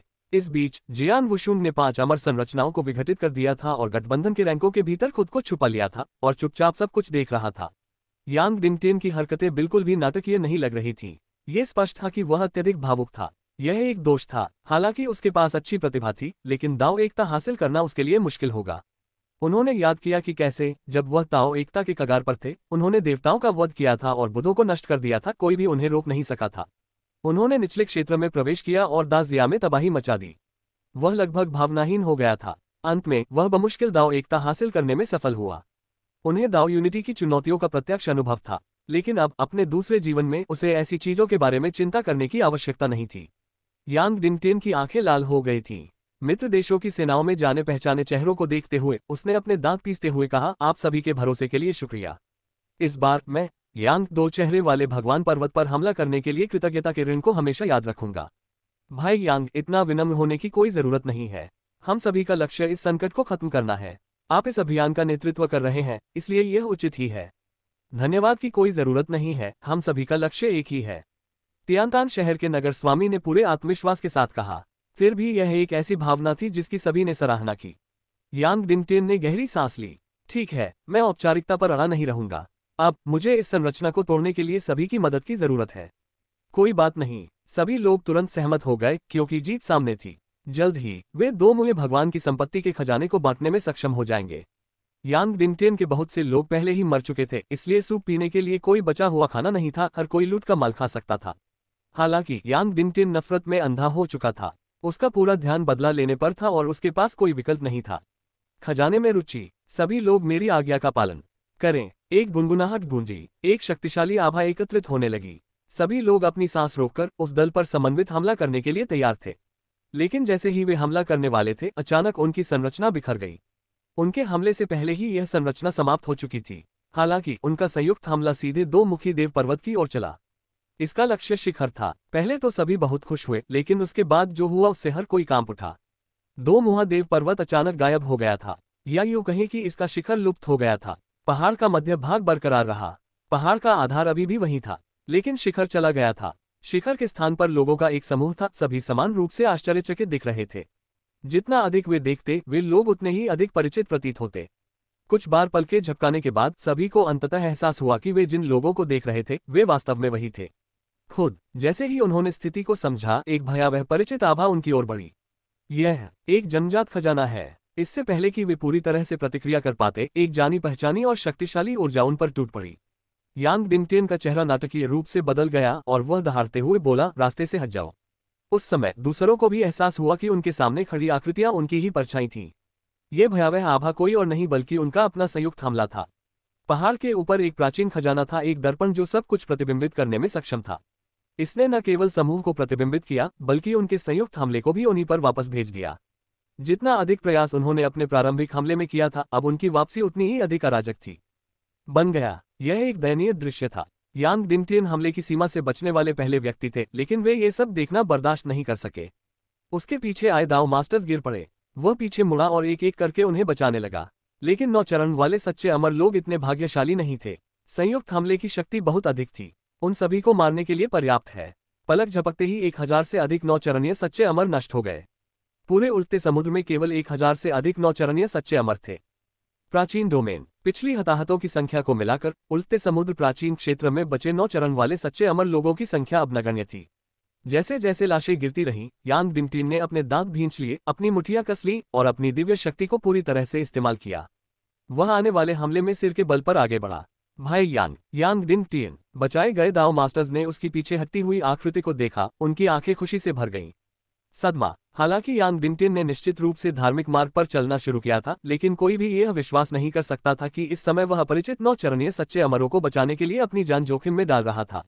भले ही वे 2 चेहरे वाले भगवान की संपत्ति पर हमला करने के लिए एकजुट हुए थे, लेकिन 9 चरणीय सच्चे अमर सभी ने स्वेच्छा से ऐसा किया था। भले ही यांग दिनटीन ने उन्हें नहीं बचाया होता या स्थिति को नजरअंदाज किया होता, तब भी कोई नहीं बचता। कुछ भी कहा, लेकिन उन्हें आश्चर्य हुआ कि यांग दिनटीन वास्तव में पूरी तरह से धर्मी था। धार्मिक मार्ग पर चलना कभी एकाकी नहीं होता। एक सफेद बालों वाला दाव मास्टर आह भरने से खुद को रोक नहीं सका। आरोही युग को समाप्त हुए इतने वर्ष हो चुके थे और दाव प्रणाली बदल चुकी थी।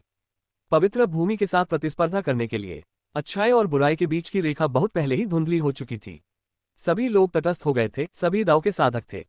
कौन सही और गलत के बीच विभाजन करता था? क्या अब और गलत है? द्विमुखी बुद्ध जैसा कोई व्यक्ति, यदि वह आरोही युग में अस्तित्व में होता तो निश्चय ही वह एक राक्षसी साधक रहा होगा, जो इतने विशाल क्षेत्र पर नियंत्रण करने में कभी सक्षम नहीं रहा होगा। वह निश्चित रूप से किसी महान शक्ति के संत नहीं बन पाते। फिर भी पवित्र भूमि और प्राचीन न्यायालय के बीच चल रहे संघर्ष के कारण सही और गलत के बीच की सीमा मिट गई थी। उल्टा समुद्र प्राचीन डोमेन कुछ अलग था। यांग दिनटीन और 2 अच्छाई और बुराई पर उनके अलग अलग विचारों के कारण फेस्ट बुद्ध हमेशा से ही विवादों में रहे हैं। अब यांग दिनटीन उन सच्चे अमर लोगों को बचाने के लिए अपनी जान जोखिम में डाल रहा था। यह विशेष रूप से भव्य दिखाई दिया। हर कोई गहरी भावनाओं से भरा हुआ था और उदयकालीन युग को याद कर रहा था। धर्म का मार्ग अभी भी बाकी है। धर्मपथ का प्रकाश अभी भी चमक रहा है। यांग दिनटीन अकेला खड़ा था, उसका दिव्य शरीर हजारों फीट तक फैला हुआ था, सभी हमलों को रोक रहा था। उसके पीछे सैकड़ों सच्चे अमर और साथ ही कुछ दाव लॉर्ड भी थे। भनभनाना शक्तिशाली आक्रमणों ने उसके दिव्य शरीर को धो डाला। 8000 गुना से बढ़कर उनकी दिव्य शक्ति 10,000 गुना तक बढ़ गई और फिर वे बड़ी मुश्किल से आक्रमण का सामना करने में सफल हुए। ये यांग दिनटीन की सीमा थी। 10,000 गुना दिव्य शक्ति, इसने उसे पहले से ही दाव लॉर्ड्स के क्षेत्र में पहुंचा दिया था, जो कि सम्राटों से लड़ने में सक्षम शक्ति का एक स्तर था। 10,000 गुना दिव्य शक्ति और यांग दिनटीन ने दिव्य नेत्र तकनीकों के 2 अनुक्रमों का भी अभ्यास नहीं किया है, फिर भी वह अपनी दिव्य शक्ति को इस स्तर तक जला सकता है। उसकी आधारभूत दिव्य शक्ति कितनी मजबूत होनी चाहिए। हमारा प्राचीन क्षेत्र समुद्र की उथल पुथल से भरा हुआ एक महान आकृति उत्पन्न करने वाला है। हर किसी के चेहरे पर आश्चर्य के भाव थे। किसी ने भी यह उम्मीद नहीं की थी कि यांग दिनटीन इतना शक्तिशाली होगा कि उन सच्चे अमर लोगों को बचाने के लिए अपने जीवन का बलिदान करने को तैयार होगा। हालांकि जब उसकी दिव्य शक्ति 10,000 गुना तक पहुंच गई, तो आने वाले हमले महत्वहीन हो गए। केवल जियान वुशुन को ही पता था कि यांग दिनटीन के शरीर के अंदर एक निश्चित फल है जो उसे थोड़े समय के लिए अपनी शक्ति बढ़ाने की अनुमति देता है। एक बार जब वह फल पूरी तरह से खा लिया जाता है, तो प्रतिक्रिया से यांग दिनटीन तुरंत गिर सकता है। इस प्रकार यांग दिनटीन के पास ज्यादा समय नहीं था। वह तब तक इंतजार नहीं कर सकता था जब तक कि फल पूरी तरह से खत्म न हो जाए। उसे अपने दिव्य शरीर को बनाए रखने के लिए इसकी 1/3 शक्ति छोड़नी थी। फिर वह अमरता की शक्ति को पूरी तरह त्याग देगा तथा हर चीज को दिव्य शक्ति में परिवर्तित कर देगा। अपने भौतिक शरीर की नींव पर वह 10,000 गुना दिव्य शरीर गढ़ रहा था। एक बार सफल होने पर यांग दिनटीन की युद्ध शक्ति दिव्य शक्ति से 10,000 गुना अधिक हो जाएगी। कितनी अफसोस की बात है। जियान वुशुन ने चुपके से अपना सिर हिलाया। उन्होंने उस फल की बर्बादी पर दुख जताया। इस तरह से इसका उपयोग करना बहुत ही बेकार था, क्योंकि वह सोने के दाव का सर्वोच्च खजाना था। यहाँ तक कि एक सम्राट भी इसे वहन नहीं कर सकता था। फिर भी इसकी उपयोगिता मुख्यतः दाव लॉर्ड्स के लिए थी और अधिकांश सम्राटों को इसकी आवश्यकता नहीं थी। हालांकि जो लोग अंतरिक्ष के मूल स्रोत में विशेषज्ञता हासिल नहीं कर पाए थे, लेकिन ब्रह्मांड के कष्टों को समझना चाहते थे, उन्हें इसकी सख्त जरूरत थी। एक स्वर्ण फल को कम से कम एक अंतरिक्षीय उड़ान नाव के बदले में तो खरीदा जा सकता है। यह एक ब्रह्मांडीय खजाने के समान था, जन्मजात खजाने से कहीं अधिक शक्तिशाली। उल्टे समुद्रों का ये प्राचीन क्षेत्र भले ही बड़ा न हो, लेकिन इसमें निश्चित रूप से बहुत सारे खजाने हैं। हालांकि जियान वुशुन को अफसोस हुआ, लेकिन वह उस स्वर्ण फल के लिए लड़ने वाला नहीं था जिसे पहले ही कुचल दिया गया था। यदि वह यांग दिनटीन को हराने के लिए कोई कदम उठाता, तो अपनी शोधन विधियों से वह स्वर्ण फल की 2/3 शक्ति निकाल सकता था। हालांकि ये लंबे समय तक नहीं चल सका, क्योंकि अब भी वह सभी चीजों की शक्ति से संघर्ष कर रहा था। बड़ी मात्रा में जीवन शक्ति को संघनित करने की कोशिश करना बहुत मुश्किल था। इसके अलावा इतनी बड़ी मात्रा में जीवन शक्ति निश्चित रूप से स्वर्ण फल की शक्ति से अधिक मूल्यवान थी। यह एक घाटे का सौदा था। बेशक वह सीधे स्वर्ण फल की शक्ति का भी उपयोग कर सकता था। यह एक ताओ मास्टर के लिए बहुत मददगार होगा, यहाँ तक कि क्लेश क्षेत्र में किसी व्यक्ति से भी अधिक। विशेष रूप से एक सच्चे अमर के लिए जिसने अंतरिक्ष के मूल स्रोत पर महारत हासिल कर ली थी। यह एक बिल्कुल स्वर्ग विरोधी खजाना था। अंतरिक्ष में मौजूद मूल स्रोत बहुत विशाल था। उपस्थित साधकों में से कम 9/10 भाग ने अंतरिक्ष मूल स्रोत के मार्ग का अनुसरण किया। यदि वे जानते थे कि अब यांग दिंगटियन पर हमला करने से उन्हें द्विमुखी बुद्ध के खजाने से कहीं अधिक लाभ होगा, तो कौन जानता था कि वे पक्ष बदल देंगे। इस समय यांग दिंगटियन ने सभी हमलों को रोक दिया था। जैसे ही वह धीरे धीरे घुमा, वह स्वर्ग और पृथ्वी के बीच एकमात्र सच्चा देवता लग रहा था। ये 10,000 गुना दिव्य शरीर की चमक थी। यहाँ तक कि इस चमक के नीचे खड़ा जियान वुशुन भी आश्चर्य से भर गया। तो मैं उस समय इतना मजबूत था। जब वह ताओ मास्टर थे तब उनका दिव्य शरीर 10,000 गुना अधिक शक्तिशाली हो गया था। ये सबसे उत्तम दाओ मास्टर का दिव्य शरीर था, जो ब्रह्मांडीय शक्ति से भी बढ़कर था। कानून, ये समय और अंतरिक्ष द्वारा कभी विकसित किया गया सबसे शक्तिशाली बल था, और वह एक जन्मोत्तर दिव्य शरीर था। जन्मजात जीवन की गिनती नहीं की गई, वे जन्मजात जीवन थे जो समय और प्रकृति की संपूर्णता द्वारा पोषित हुए थे। अंतरिक्ष, लेकिन ब्रह्मांड के भीतर एक जन्मोत्तर जीवन के रूप में एक परिपूर्ण दाओ मास्टर के दिव्य शरीर का पोषण करना जो 10,000 गुना अधिक शक्तिशाली था, कोई अतिशयोक्ति नहीं थी जब उन्होंने दावा किया कि वे दिखते हैं समय और स्थान पर। लेकिन तब तक उसे सचमुच यह एहसास नहीं हुआ था कि वह कितना ताकतवर है। दाव के साथ विलय के बाद भी यह समान ही महसूस हुआ। यह अनुभूति की शक्ति थी। यह एक दूरदर्शिता का भी मामला था। यदि उस समय उसे किशन मंदिर का सामना न करना पड़ा होता तो वह सोचता कि यह भी 1,000 गुना दिव्य शक्ति प्रभावशाली और उल्लेखनीय थी। ठीक वैसे ही जैसे अब वे साधक यांग दिंगटियन को ईर्ष्या से देख रहे हैं। एक दिव्य शरीर जो 1000 गुना अधिक शक्तिशाली है। ब्रह्मांड दाओ मास्टर्स के बीच एक परिपूर्ण दिव्य शरीर। ब्रह्मांड में विशेष जीवन रूपों का शिखर। लेकिन सुनहरा फल बहुत दुर्लभ था। इसके बिना यांग दिंगटियन अपने दिव्य शरीर को इतनी जल्दी संघनित नहीं कर पाता। फिर भी यह अभी भी स्थिर नहीं था। वर्तमान दिव्य शक्ति केवल विस्फोटक दिव्य शक्ति थी। अपनी आधारभूत दिव्य शक्ति को 1000 गुना बढ़ाने के लिए उसे अभी भी शांत होने और स्वर्ण फल की शक्ति को अवशोषित करने की आवश्यकता होगी। लेकिन फिलहाल तो ऐसा लग रहा था कि उनके पास इतना समय नहीं है। अतुलनीय रूप से शक्तिशाली यांग दिंगटियन का सामना करते हुए यहाँ तक कि द्विमुखी मंदिर के भीतर द्विमुखी बुद्ध को भी इसकी उम्मीद थी। प्रभु, इस यांग दिंगटियन की शक्ति बहुत अजीब है। उसने अवश्य ही किसी प्रकार की निश्चित तकनीक का उपयोग किया होगा। संरक्षक युनहाई ने टिप्पणी की। द्विमुखी बुद्ध चुप रहे। उन्होंने अपनी पलकें ऊपर उठाई और फिर आह भरी। तो फिर हम इंतजार। सचमुच यह एक अच्छी रणनीति थी। तब तक प्रतीक्षा करें जब तक यांग दिंगटियन अब और नहीं रुक सकता। हालांकि ये भी समान रूप से संभव था कि दोहरे चेहरे वाले मंदिर की संरचना नहीं होगी।